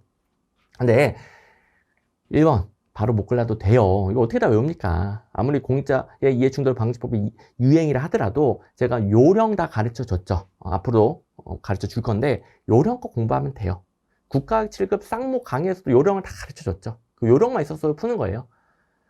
그래서 다 못 외우더라도 풀 수 있고, 무엇보다 2, 3, 4번은 다 지울 수 있어야 된다. 자, 공직자윤리법에서 종교 중립 땡이에요. 종교 중립은 국가공무법에 있으니까 기출문제집에 있음. 그리고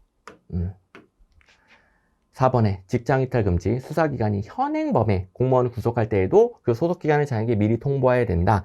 현행범인 경우는 그렇지 않죠. 현행범은 그냥 잡아가도 됨.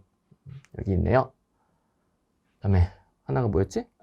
그 2등 공주 선택. 이거는 너무 많아서 생략. 2등 공주 선택은 너무 많아서 생략.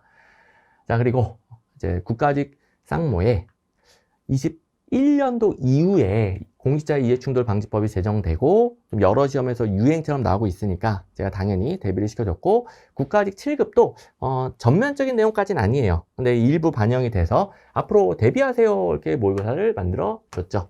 그러면서 자, 1번 직무를 수행하는 공직자는 직무 관련자가 사적 이해관계자임을 안 날로부터 14일 이내에 그 소속기관의 자에게 그 사실 신고하고 회피를 신청해야 된다. 이렇게 만들어졌고, 요게 이제 공무원 시험 따다내는 경찰 승진 문제에 나왔던 문장. 그래서 이런 객관식 시험 문제들 보면서 제가 이런 식으로 낼 수 있겠구나 예측을 해서 이렇게 모의고사 만들어주고, 7일 땡 직무 관련자가 사적 이해 관계자임을 안 경우 안 날로부터 14일 이내 신고. 그래서 국가의 7급 쌍무 봤으면 이거는 1번을 바로 고를 수도 있는 문제고요. 자, 아무튼 제가 밥만 먹고 기출문제만 분석해서 여러분들이 가장 빠르게 합격할 수 있는 공부 범위 정해주고, 그리고 여러 시험들 분석해서 이거 공무원 시험에도 나오겠다, 국가의 7급에 나오겠다 다 만들어주고 그대로 나오고 여러분들이 빨리 합격을 하는 겁니다. 근데 행정학 범위가 무한정하니까 100점 방지 없을 수는 없다. 맥러린의 결정 집행자가 한 상호작용 유형은 저도 솔직히 잘 모르는 그런 아주 마이너한 이론, 또 제가 모르는데 유명할 수도 있잖아요. 시험에 나왔으니까 그럼 당연히 다 찾아보죠. 아무리 찾아봐도 이건 아주 마이너한 이론, 왜 낸지 모르겠어요. 게다가 출제 포인트가 뭐냐면 결정자랑 집행자 간의 상호작용 유형이 아닌 걸 고라고 했는데 4번이 이게 정답이 되나 모르겠어요. 제가 이거 다 찾아봤을 거 아니에요. 정답이 될라나 모르겠어요 이게. 자, 맥러린에 따를 때 아주 엄밀하게 구분하면 정책 결정자 관련 요인이 있고 정책 집행자 관련 요인이 있고요. 여기 상호작용 요인이 있대요. 상호작용. 그래서 지금 1번, 2번, 3번은 여기고 4번은 여기래요. 여기. 상호작용이 아니라 집행자의 반응이라고 그렇대요. 근데 잘 보세요. 집행자의 반응 중에 결정자가 결정한 정책을 거부할 수도 있고 수능할 수도 있다. 내용이 쉽죠? 거부할 수도 있고 수능할 수 있다. 이거는 결정자가 정한 결정에 대해서 거부하거나 수능하는 거니까 결국은 넓은 범위의 상호작용 아니겠습니까? 그죠? 맥러린도 이걸 엄밀히 구분한 적이 없어요. 그래서 이거는 좀 이론도 마이너함, 하나도 안 유명하고 시험에 나온 적도 없고 게다가 출제 포인트도 불분명하고 왜 했는지 모르겠네. 이거는 이런 문제는 어떻게 하느냐, 찢어버리는 거예요. 합격하려면 찢어버리는 거예요. 또 나오면 어떡합니까 선생님? 찢어버리세요. 안 나오니까. 혹시 나와도 이거 틀리고 다른 문제 더 많이 맞출 거예요. 그래서 합격할 거예요. 그리고 안 나온다니까요. 저도 신이 아니니까 모든 걸 못 맞추죠. 그럼에도 불구하고 당연히 틀릴 수 있음에도 불구하고 안 나온다고 하잖아요. 여러분도 10년 넘게 객관식 행정학 기출문제만 맨날 주구장창 밥만 먹고 분석을 해보세요. 이걸 안 나온다고 말해주는 게 정상입니다. 정상. 대비하지 마시고 어떻게 한다? 찢어버린다. 중요도 없음. 찢어버린다. 이분께는 좀 죄송하긴 하지만 우리 합격해야 되니까 저분이 중요한 게 아니죠. 우리한테 여러분들의 합격이 중요한 거죠. 됐고, 그 다음에 19번 행정협의회에 대한 설명 옳지 않은 것은, 이거는 생성 문제 할까 말까 좀 고민을 했는데 그래도 수험생 입장에서는 생성 문제로 다뤄야 될 것 같긴 합니다. 근데 적어도 1번 2개 이상의 지방자치단체에 관련된 사무의 일부를 공동 처리한다. 공동 처리 방식 중에 하나다. 이거 모르면 안 되고, 2번이야 뭐 규약 관련해서 수십 개의 규약이 있는데 그거 외우면 떨어지고 몰라도 되겠고 넘어갑니다. 이제 3, 4번의 싸움인데, 3번 사무와 관계된 중앙행정기관의 장은 공익상 필요하면 관계 지방자치단체장에 대하여 협의회를 구성하도록 권고할 수 있다. 이건 행정협의회가 뭔지만 알면 땡이라는 거 알 수 있지 않나요, 이거? 그러니까 그냥 기출문제 있는 걸로 맞출 수 있다로 늘려다가, 그래도 수험생 입장에서는 짧은 시험 시간 동안에 혼동할 수 있으니까, 그 판단을 못할 수가 있으니까 그냥 생소한 문제로 배치를 했고, 지금 한번 그 판단 능력을 키워봅시다. 그리고 꼭 똑같은 패턴 안 넣는다 하더라도 다른 제도에서 내가 이걸 이렇게 이해했으니까 얘는 말이 안 되는 거구나, 이런 식으로 풀면 되겠구나, 문제 푸는 요령을 배워봅시다. 자, 보세요. 행정협의회가 뭡니까? 광역행정 방식. 주소 자체를 모르고 있으면 행정협의회를 잘못 배운 거죠. 혹은 아직 제대로 공부를 안 한 거죠. 광역행정, 지방자치단체 간 협력이에요. 행정협의회는 지방자치단체 간 협력. 1번에도 있잖아요. 2개 이상의 지방자치단체가 공동으로 사무를 처리하기 위해 만든다. 그러면 지방자치단체 간 협의회를 구성하는 걸 왜 중앙행정기관이 권고를 합니까? 왜? 이럴 수는 있어요. 자, 기초자치단체 간 협력이 필요할 때 광역자치단체에서 권고, 괜찮죠.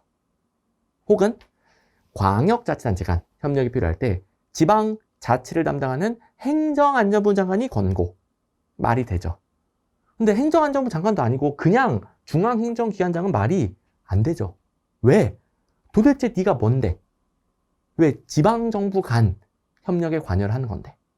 행정안전부 장관은 원래부터 지방자치를 담당하니까, 여러분들 지방자치와 관련되는 거 중앙정부가 개입하면 죄다. 행정안전부 장관이잖아요. 그런데 중앙행정기관장이 개입하는 경우는 뭐예요? 그거는 지방정부에 관련된 내용이 아니라 국가사무랑 관련된 건 중앙행정기관장이 관여를 해요. 자, 주무부 장관이 관여한다. 혹은 중앙행정기관장이 관여한다. 그러니까 행정안전부 장관 외에도 다른 주무부 장관, 중앙행정기관의 장 관여하는 경우는 국가사무 관련된 거예요. 국가사무. 지방에 관련된 건 뭐 시도지사 아니면 행정안전부 장관, 상위에서 관여한다 하더라도 시도지사 아니면 행정안전부 장관이 말이 안 되는 거예요. 그죠? 행정협의회 배웠던 거 기억나죠? 지방정부 간 협력이란 말이에요. 그리고 이제 4번은 배운 거고, 합의가 이루어지지 않으면 분쟁조정위원회를 보낸다라고 했죠? 합의가 이루어지지 않은 사항 분쟁조정위원회. 분쟁조정위원회가 행정안전부 밑에 있고 시도지사 밑에 있죠.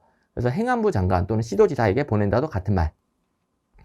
시도 간 협의사항은 행안부 장관에게 보내죠.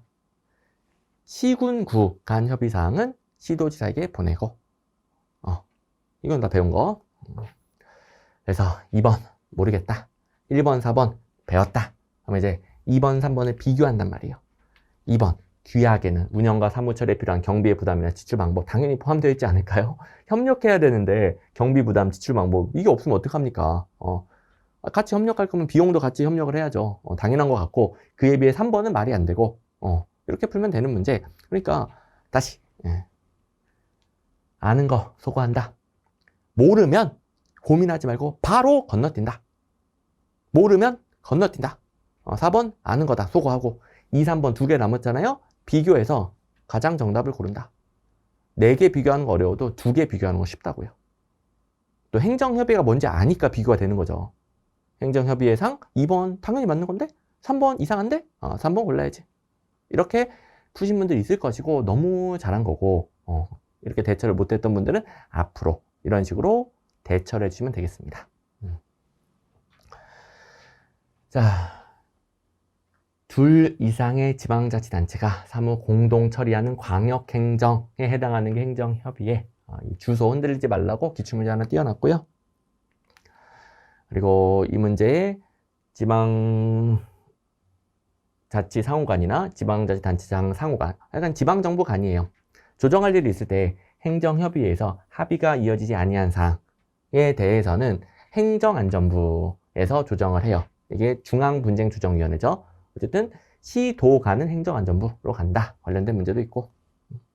그래서 아는 거 소거한다는 다 기출문제 있었다는 거 확인시켜 준 거고요. 나머지 두 개 비교해서 풀면 끝. 자, 그 다음에 20번. 이거는 그 100점 방지로 할까 말까 했는데 내용 자체가 막 엄청 어렵고 그런 건 아니니까 그냥 생소한 문제로 놨어요. 근데 데이터 3법은 저도 안 가르쳐 줬습니다. 그동안 한 번도 나온 적이 없고 행정학 시험에 이게 왜 나온지 모르는, 그러니까 이걸 이제 출제하신 분이야 관심이 많겠지만 일반적으로 행정학 시험에 이런 걸 내야 되나 싶은 주제, 이런 것들까지 다 대비 불가능. 그래서 이런 건 저도 대비 안 시켜줬고요. 앞으로도 공부하지 마세요. 공부하지 마세요. 합격하려면 공부하지 마세요. 틀리면 된다니까. 아까 100점 방지, 그 다음에 이건 틀려도 돼요. 두 문제 틀려도 몇 점? 92점. 그러면 다른 수험생들 보세요. 92점이 얼마나 높은 점수인지. 우리는 시험이 쉽게 나오든 어렵게 나오든 생소한 문제가 적게 나오든 많이 나오든 다른 수험생만 앞서면 합격하는 거예요. 이번 시험에 92점, 98점, 아니 88점도 다른 수험생들보다 아주 월등하게 높은 점수. 근데 이제 요령이 뭐냐, 요령. 생소한 문제는 그래도 요령이 있을 때 넣는다고 그랬고, 요령만 한번 익혀봅시다. 데이터 3법이, 자, 제가 데이터 3법 전에 전자정부 문제 해결의 첫 번째 요령 뭐라고 그랬어요? 자, 전자정부 공부할 때도, 시험 문제 풀 때도 첫 번째 요령. 전자정부로는 현대행정이 강조하는 걸 정보통신기술로 구현할 뿐이에요. 법제도도 현대행정이 강조하는 걸 구현할 뿐이에요. 그래서 현대행정의 흐름에 역행하는 게 나오면 땡이다 라고 그랬잖아요. 그러면 데이터와 관련해서 여러분들이 매우 잘 알고 있는 현대행정의 흐름이 뭡니까? 여러분들 개인정보 기업들이 맘대로 활용했으면 좋겠어요? 답 나왔죠? 답 나왔죠? 개인정보 보호, 신용정보 이용 및 보호, 정보통신 이용 촉진 및 정보 보호 등에 관한 법률이 데이터 3법이 되겠습니다. 그러니까 전자정보를 해서 혹시 이렇게 제가 안 가르쳐 준 거, 뭐 저뿐만 아니라 이거 어디서 배웠겠습니까? 이거는 가르쳐 줬으면 이상한 거예요. 이런 거 가르쳐 주면 안 되는 거예요. 여러분들 합격시킬 마음이 있으면 이런 거 가르쳐 주면 안 돼요. 그래, 여러분들 합격을 하니까. 아무튼 대부분 모르고 있었겠죠. 전자정보로는, 자, 전공서적은 제 기본서보다도 두꺼워요. 그러니까 파트 1, 2, 3, 4, 5, 6, 7 다 들어간 제 기본서보다도 전자정보는 하나만 전공서적이 더 두껍다고요. 이런 거 또 나올까봐 불안하신 분들은 그 전공서적 있는 거 다 공부하면 돼요. 근데 전자정보론 출제 비중 0.5문제인 거 아시죠? 0.5문제입니다. 시험 2번 보면 한 번 나올까 말까. 그것도 거의 1000페이지 분량에서 시험 2번 보면 한 번 나올까 말까. 그걸 다 공부하면 어떻게 된다? 혹시 이런 거 나와서 틀려서 떨어질까봐 더 확실하게 떨어지려고 하는 것이다. 확실하게 떨어집니다. 확실하게. 절대 그런 우를 범하시면 안 되겠고, 대신에 요령보다 이 어마어마한 공부 범위를 아주 짧은 시간에 대비할 수 있는 요령보다 전자정보로는 현대행정이 강조하는 걸 정보통신기술로 법 제도로 구현한다. 끝. 현대행정이 강조하는 거, 데이터 관련해서 강조하는 거, 여러분들 데이터 그냥 기업들이 마음대로 마케팅 활용하고 데이터 다 여러 군데 마음대로 공개하고 너무 싫어요. 우리 다. 그러니까 어쩔 수 없이 기업들이 지금 마케팅에 우리 데이터를 엄청나게 활용해요. 보호해야지. 보호. 그러니까 이런 요령이 있으면 대처가 된단 말이에요. 대처. 됐죠? 오케이. 물론 이 문제를 이렇게까지 생각해서 푸는 건 당연히 어려운 거예요. 쉽다는 게 아니라 1000페이지 공부하는 것보다는 이런 요령을 가지고 있는 게 낫다고요. 대처 안 되는 문제도 있죠. 근데 1000페이지 공부하는 것보다 낫다고요. 무슨 말인지 알겠죠? 우리는 합격을 위해 시간, 에너지, 투자 대비, 점수, 가성비가 더 높은 걸 선택을 해야 되는 거죠. 우리 시간과 에너지는 정해져 있으니까. 오케이. 자, 이제 더 말 안 해도 여러분들 캐치하셨을 것을 믿고 합격을 위한 공부를 하셔야 됩니다. 합격을 위한 공부. 5문제. 자, 이제 좀 쉬운 것들 남았는데 정책평가의 유형. 국가학 7급이 되게 좋아요, 이거. 쌍무 안 해도 한 2-3문제인가 있죠? 2문제 반인가 있어요. 되게 좋아합니다. 1번. 모니터링. 다른 시험은 안 나오는데 국가학 7급만 주구장창 내요. 과정평가 중에 하나겠죠? 모니터링 하는 거니까. 근데 모니터링은 과정 내내 모니터링 하면서 결과까지도 다 모니터링. 집행의 능률성과 효과성을 확보하기 위한 목적으로 수행된다. 국가학 7급 최근 문제에 똑같은 문장이 있어요. 2번 형성평가는 기본, 집행 도중, 그러니까 집행이 아직 안 끝났어요. 형성되는 중에 프로그램 개선. 총괄평가는 최종적인 영향을 평가하죠. 집행 후에 최종적인 결과, 영향을 평가하고요. 4번 말장난. 환경영향평가, 교통영향평가가 총괄 영향평가 아니죠. 말장난이죠, 말장난. 이거 말장난 시리즈로 나온다는 예시 기출문제집에 있죠. 또 강의 시간에도 이거 말장난 당하면 안 된다고 했죠, 이거. 자, 정책 집행 이후 효과성 평가는 총괄평가, 영향평가. 그냥 영향평가는 맞는데 환경, 교통 영향평가는 전혀 다른 거예요. 전혀 다른 거. 자, 이게 있다고요? 자, 일단은 이 문제가 재작년 국가의 7급 문제 3번에 모니터링, 과정평가에 속하지만 집행의 능률성과 효과성 확보 맞는 거라고 그랬고 이미 재작년에 나왔고 그리고 4번에 집행이 종료된 후 의도했던 목적 달성은 형성평가 아니다. 이게 총괄 영향평가다. 총괄평가, 영향평가다. 그리고 2번에 영향평가는 사후평가이며 동시에 효과성 평가예요. 이 문장. 이 문장. 요 문장을 갖다가 이렇게 집행 이후 효과성 평가다. 요 문장을 갖다가 영향평가 자리인데 환경, 교통 영향평가를 넣은 거예요. 근데 이게 말장난이라는 거 제가 정부 업무평가 기본법이 우리나라의 정부 업무평가잖아요. 실제로 있는 정부 평가 방법들. 여기서 환경 영향평가, 이거 말도 안 되는 말장난이라고 그랬죠. 이미 기출에 출제되던 패턴이에요. 여러분들, 처음 봐서 대비 못해서 아니라고요. 다 재탕이라고, 다 재탕.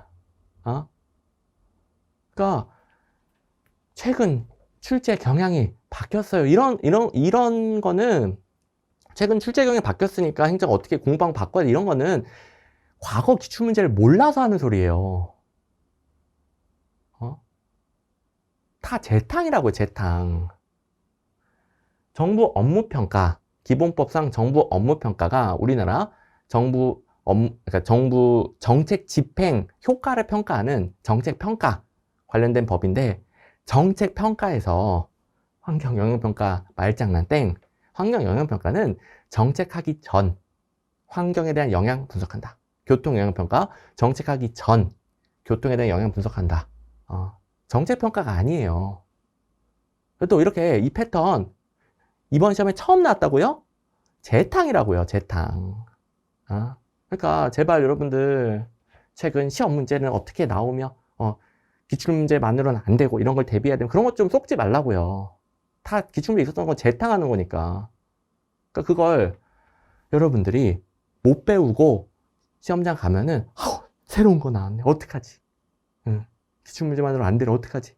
이렇게 되는 거고, 이미 다 나왔던 걸 미리 알고 시험장 가면 바로 허허허 나왔네 하고 바보처럼 웃으면서 푸는 거고요. 너무 좋지. 자, 아무튼 환경영향평가 땡! 이 재탕. 재탕. 새로운 패턴 아닙니다. 또 1, 2, 3번 지어서 풀 줄 알아야 되겠고. 자, 그리고 쌍모에서도 방금 전 문제가 23년도 국가의 7급 문제라고 그랬죠. 당연히 쌍모에서도 있고 제가 여러 가지 연습을 시켜줬고, 그다음에 이제 국가재정운영계.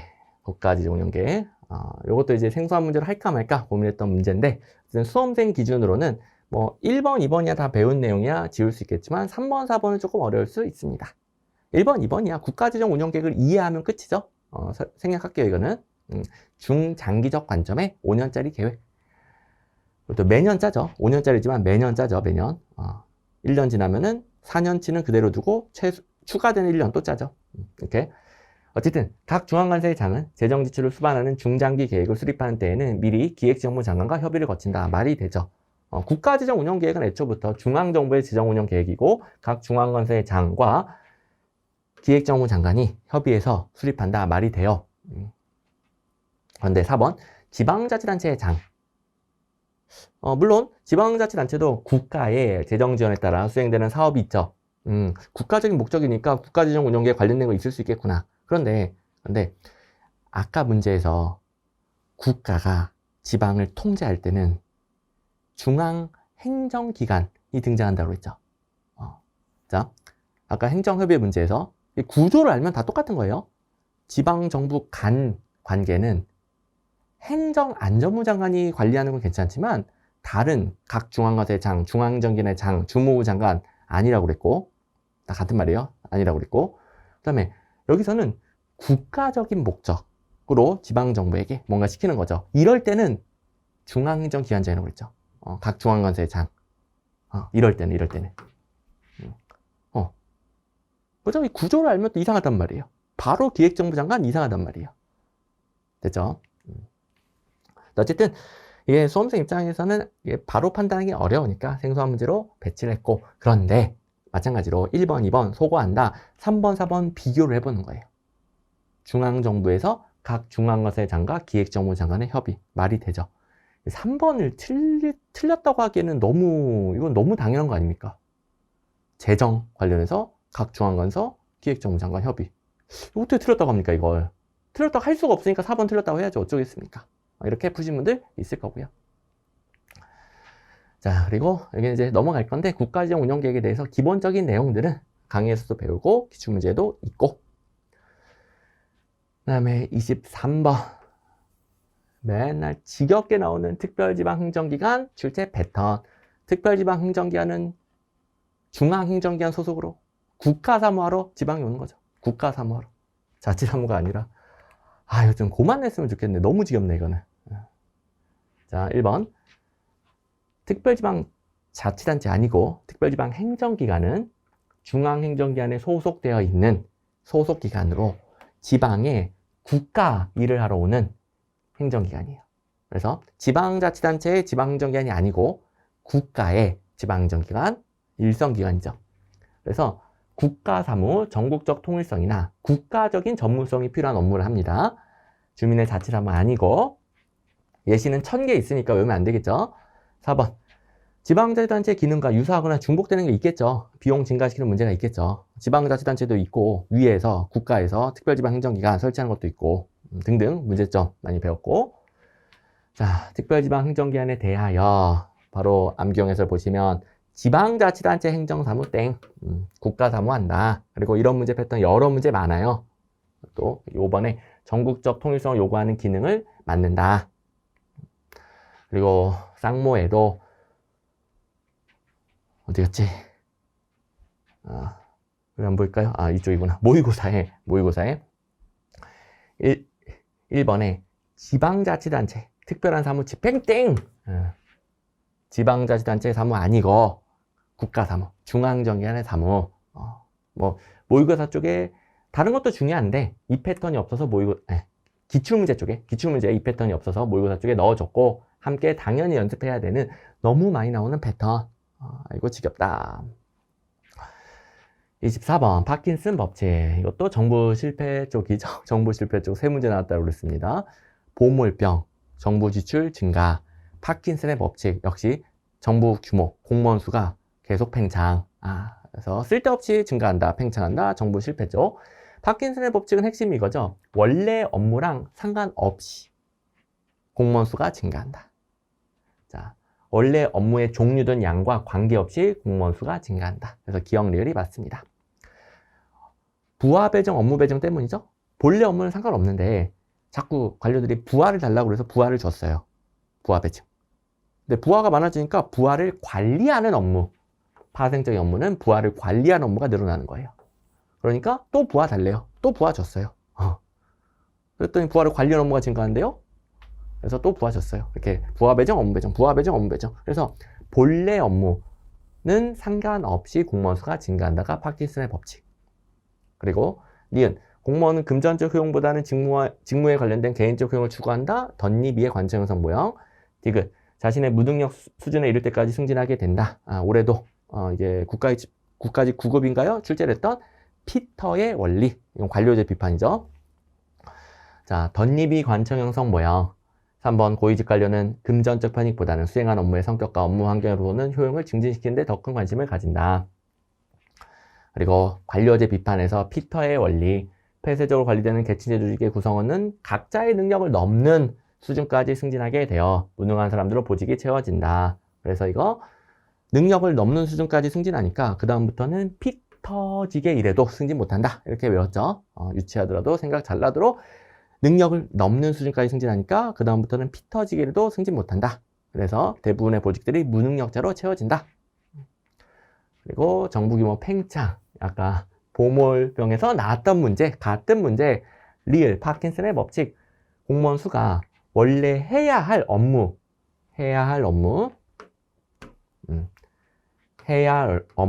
본래 업무의 경중이나 그 유무에 관계없이 일정 비율로 증가하는 것을 말한다. 마지막 25번, 15이병. 어려운 문제였어요.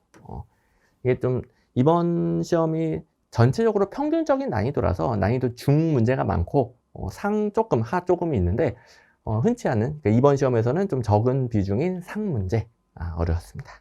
하지만 넘기다가 3번에 기출문제집에 똑같은 문장이 있단 말이에요. 3번 고르면 되는 문제. 그리고 1번 넘기는 요령 배웠죠. 모든 강의에서 배웠죠.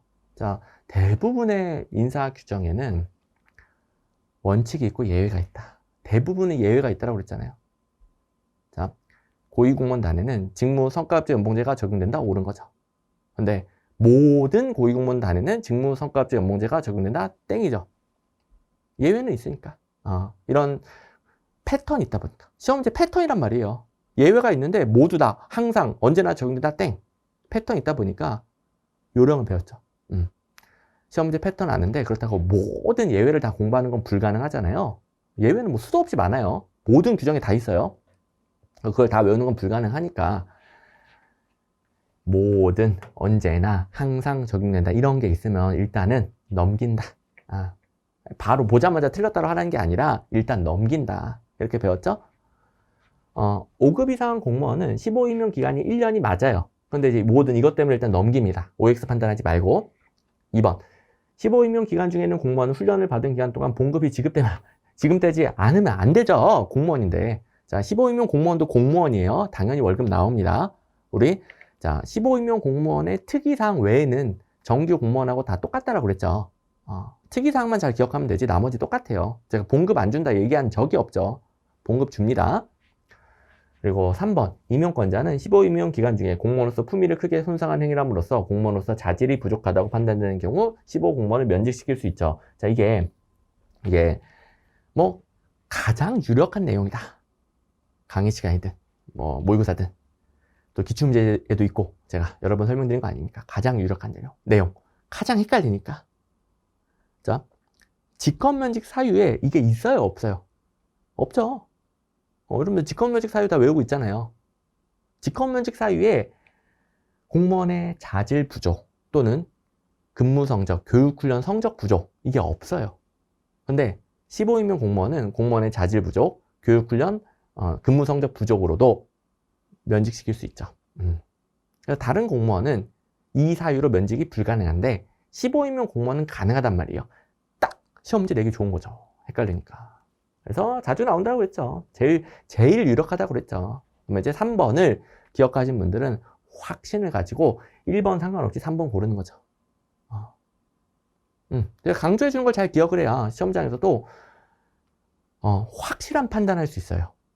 애매모호하게 알면 시험장에서 고민하다 틀린단 말이에요. 근데 우리 다 연습한 그대로잖아요. 뭐든 항상 언제나 나오면 일단 넘긴다. 그리고 기출문제에서 본 거 3번 고른다. 자, 그리고 혹여 뭐 2번 소거하고 그다음에 1번, 3번 고민을 했으면 웬만하면 예외가 있던데 이게 틀릴 가능성이 높다 하고 이렇게 판단을 하는 거고요. 또 그 예외가 뭐냐? 임기제 공무원이 있대요. 4번에 6급 이하는 원칙적으로 15 임용기간 6개월 맞는데 또 임기제예요. 임기제 하필이면. 임기제를 우리가 배운 적이 없죠. 그러니까 15 임용에서 임기제를 배운 적이 없죠. 그냥 5급 이상 1년, 6급 이하 6개월 이것만 배웠죠. 그럼 일단 이상해야죠. 임기제가 들어갔으니까. 이게 앞에 있어도 섣불리 고르면 안 되고 넘긴 다음에 역시 또 비교했을 때 안 배웠는데 3번은 기출문제집에서 봤는데 이렇게 푸는 거죠. 자, 그래서 난이도 상이지만 이런 문제를 풀기 위한 요령을 적은 시간으로도 계속 훈련해 봤죠. 안 그러면은 모든 예외 규정 다 외워야 되잖아요. 시간이 어마어마하게 걸리겠죠. 그러면 방금 거 하나 얻어 걸리고 다른 문제 3문제 더 틀리고. 근데 시간 투자 조금 하고 다른 것도 맞추고 이것도 맞추고. 그렇게 공부해야 되겠죠. 그래서 4번에 15기간 중 교육훈련 성적이 나쁘거나 공무원으로서 자질이 부족하다고 판단되는 경우 면직될 수 있다가 옳은 선지니까 틀렸다고 찍으면 안 된다고 했죠. 직권면직 사유에 이게 없지만 15 공무원은 맞아요. 가능해요. 기억이 날 겁니다. 그리고 쌍모에서 왼쪽 15 임용 기간 중에는 공무원이 근무 성적, 교육훈련 성적이 나빠서 공무원으로서 자질이 부족하다고 판단되는 경우 면직시킬 수 있다. 쌍모 국가의 7급에도 있었던 문장. 왼쪽은 기출문제죠? 국가의 7급 기출문제에서도 있었던 문장 또 나왔네. 오케이. 이제 어떻게 공부해야 같은 시간 동안 더 점수가 높게 나오는지 방향성이 뼈저리게 잡혔을 겁니다. 제가 해설 강의 이거보다 훨씬 간단하게 이렇게 뭐 열내지도 않고 에너지 쏟지도 않고 1시간 이내 끝낼 수 있지만 저도 수험생활을 겪어본 입장에서 너무나 안타까운 수험생들을 많이 봤다라고 그랬죠. 공부를 많이 해도 점수가 안 나오면 얼마나 자괴감이 듭니까? 수험생은 공부하는 쪽도 점수가 올라야 되는데. 그런데 우리 시험, 문제 해결에 맞지 않는 방법으로 공부하면은 공부를 해도 점수가 안 나오는 거예요. 근데 우리 시험 문제 빠삭하게 파악하고 기출문제라는 중심 잘 잡고 그 다음에 추가적으로 같이 훈련을 하면은 공부하는 쪽도 점수가 올라요. 근데 뭐 불안한 마음에 혹은 잘못 배워서 혹은 행정학의 특성상 새버려서 여러 가지 이유로 많은 수험생들이 행정학을 어려워하고 그리고 어려운데 점수가 잘 나오면 상관없지만 점수 안 나오고 방황을 하니까 제가 너무 안타까운 마음에 항상 해설 강의 길게 자세하게 방향을 잡아 줍니다. 그만큼 여러분들이 앞으로는 이거 먼저 제대로 한다. 기출에 강한 행정학의 기출문제부터 제대로 해서 여기 있는 걸 일단 다 맞추고 시작한다. 그러면 더 확신을 가지고 생소한 문제에 있는 것들 중에 일부를 소거하고 그리고 비교하여 또 기출문제 공부하다 보면은 이게 더 말이 되는데 이렇게 비교도 잘 된단 말이에요. 그러면서 여기서 정답률이 올라간다. 적어도 이제 19번, 22번 이렇게 맞출 수 있다고 그랬죠? 뭐 하나만 맞춰도 88점, 2개 맞추면 92점. 그리고 20번은 요령은 있으나 실제로는 어려우니까 데이터 3법 요령은 있으나 어떻게 시험장에서 그걸 모든 문제를 이렇게 요령껏 맞춥니까? 20번 오케이 현실적으로 어려움. 하지만 틀리고 100점 방지 틀려도 그래도 92점. 이렇게 다른 수험생을 월등히 앞서서 합격하는 수험생이 되시면 되겠습니다. 자, 우리 시험 문제 뭐 특징 조금 바뀌었다라고 그래서 공부 방법 바꿔야 됩니다. 이런 것들은 합격의 본질이 아니다. 시험이 쉽게 나오든 어렵게 나오든 생소한 문제가 적게 나오든 많이 나오든 다른 수험생을 앞서서 합격하는 방법이 본질적인 합격 방법이다. 꼭 명심해 주시고 그리고 새롭게 나온 것들 그거 새로운 거 아니다. 다 재탕이다. 과거 기출문제를 모르는 사람에게는 그 새로운 걸로 느껴지고 공부방법 바꿔야 된다 느껴질 수 있잖아요. 근데 저는 다 재탕되는 거 다 예측해서 기출문제집에 넣어주고 다 알려준다. 그리고 당연히 처음 나오는 게 있죠. 근데 그것도 일부 근거가 있는 것들 예측을 해주고 몰라도 푸는 요령 아주 기본적인 속어하고 남은 거 비교한다부터 그리고 문제마다 제도마다 이론마다 좀 더 적용될 수 있는 특수한 요령들 다 알려주니까 적은 시간 투자로 맞춘다. 시간을 오래 걸려서 맞추는 건 의미가 없다고 했어요. 여기서 더 많이 틀리니까. 근데 적은 시간 투자로 이것도 맞고 더 맞춘다. 이걸 꼭 마지막까지 명심을 해주고 공부해 주시기 바랍니다. 그러면 단원별 기출문제집, 기출에 강한 행정학으로 본질적인 합격 실력 만든다. 쌍둥이 모의사, 국가의 7급이면 국가의 7급 쌍둥이 모의사. 지방직 7급이면은 지방직 7급 쌍둥이 모의고사. 자기가 볼 시험에 쌍둥이 모의고사로 최근 그 시험 기출문제 확인하고 변형 연습하고 마무리하는 이 중심을 잡고 그 다음에 추가적으로 시간과 여력이 되면 더 본다. 제가 뭐 그 사이드 좀 근거가 있는데 좀 사이드 브리타랩이 특강으로 3시간, 고난이도 문제풀이, 생소한 문제 대처 연습 특강 뭐 3시간 이렇게 그 이상 공부하고 싶은 분들을 위해 특강들을 만들어 놨잖아요. 그래서 중심 잡고 그 다음에 되죠. 그러면 여러분들도 지금 이 해설 강의를 끝까지 집중해서 듣는 그 열정과 의지 그걸 유지만 해주시면은 다음 시험에 합격. 이제 합격생으로 다음에 만나길 바랍니다. 고생 많았습니다.